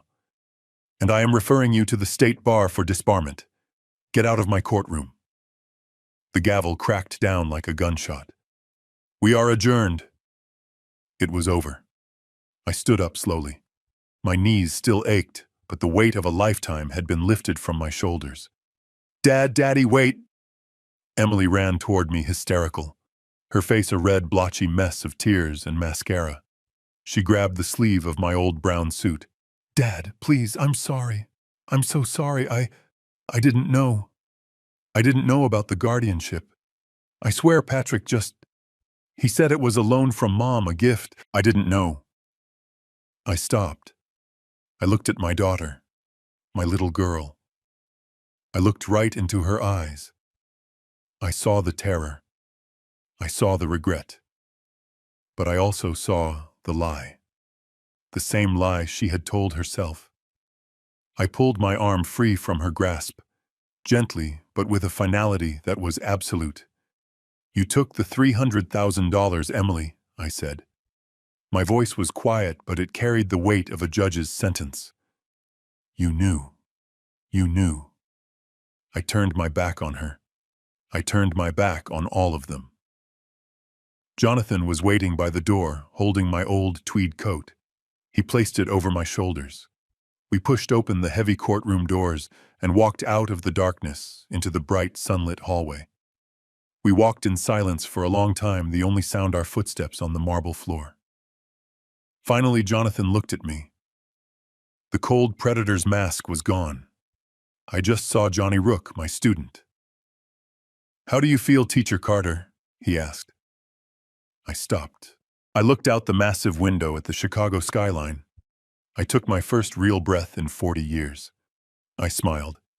I feel, I said, like the first day of school after summer vacation, Jonathan. A new beginning. If you're listening to these stories, you probably think they only happen in movies.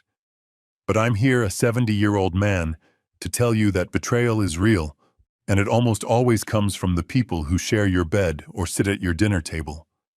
The biggest lesson I learned, my friends, is this. Always trust your gut. That twisting feeling in your stomach, that little itch in the back of your mind that tells you something isn't right. It's almost always correct. The people you love the most will look you right in the eye and lie. They will tell you it's just a phase. They will say they are just trying to help you. They will tell you that you're worrying too much, that you're getting confused. They will make you feel crazy for asking the questions. Don't believe them. Believe your gut. And the second lesson, the most important one, your gut is not enough. You need proof. They are counting on you being just a confused old man, someone too trusting or too tired to fight. Do not give them that. Act in secret. Install that camera. Hire that private investigator. Check those bank records. You cannot win a war without weapons. Never ever confront them without undeniable, cold, hard proof. And be prepared. Because the truth, the truth is always, always worse than you suspected. You think it's a small lie, it's a conspiracy. You think it's neglect, it's torture. You think it's greed, it's a plan to destroy you completely. If this story touched your heart, if you have ever felt betrayed or underestimated, hit that like button so I know I'm not alone. And subscribe to the channel. I have more stories to tell. Stories of hidden truths and stories of last-minute justice. Most importantly, let me know your story in the comments below. Where are you watching this from? What time is it where you are? Have you ever had that gut feeling that something was wrong? And what did you do about it? Share your experience. Sometimes knowing we are not alone is the greatest strength we have. Thank you for listening.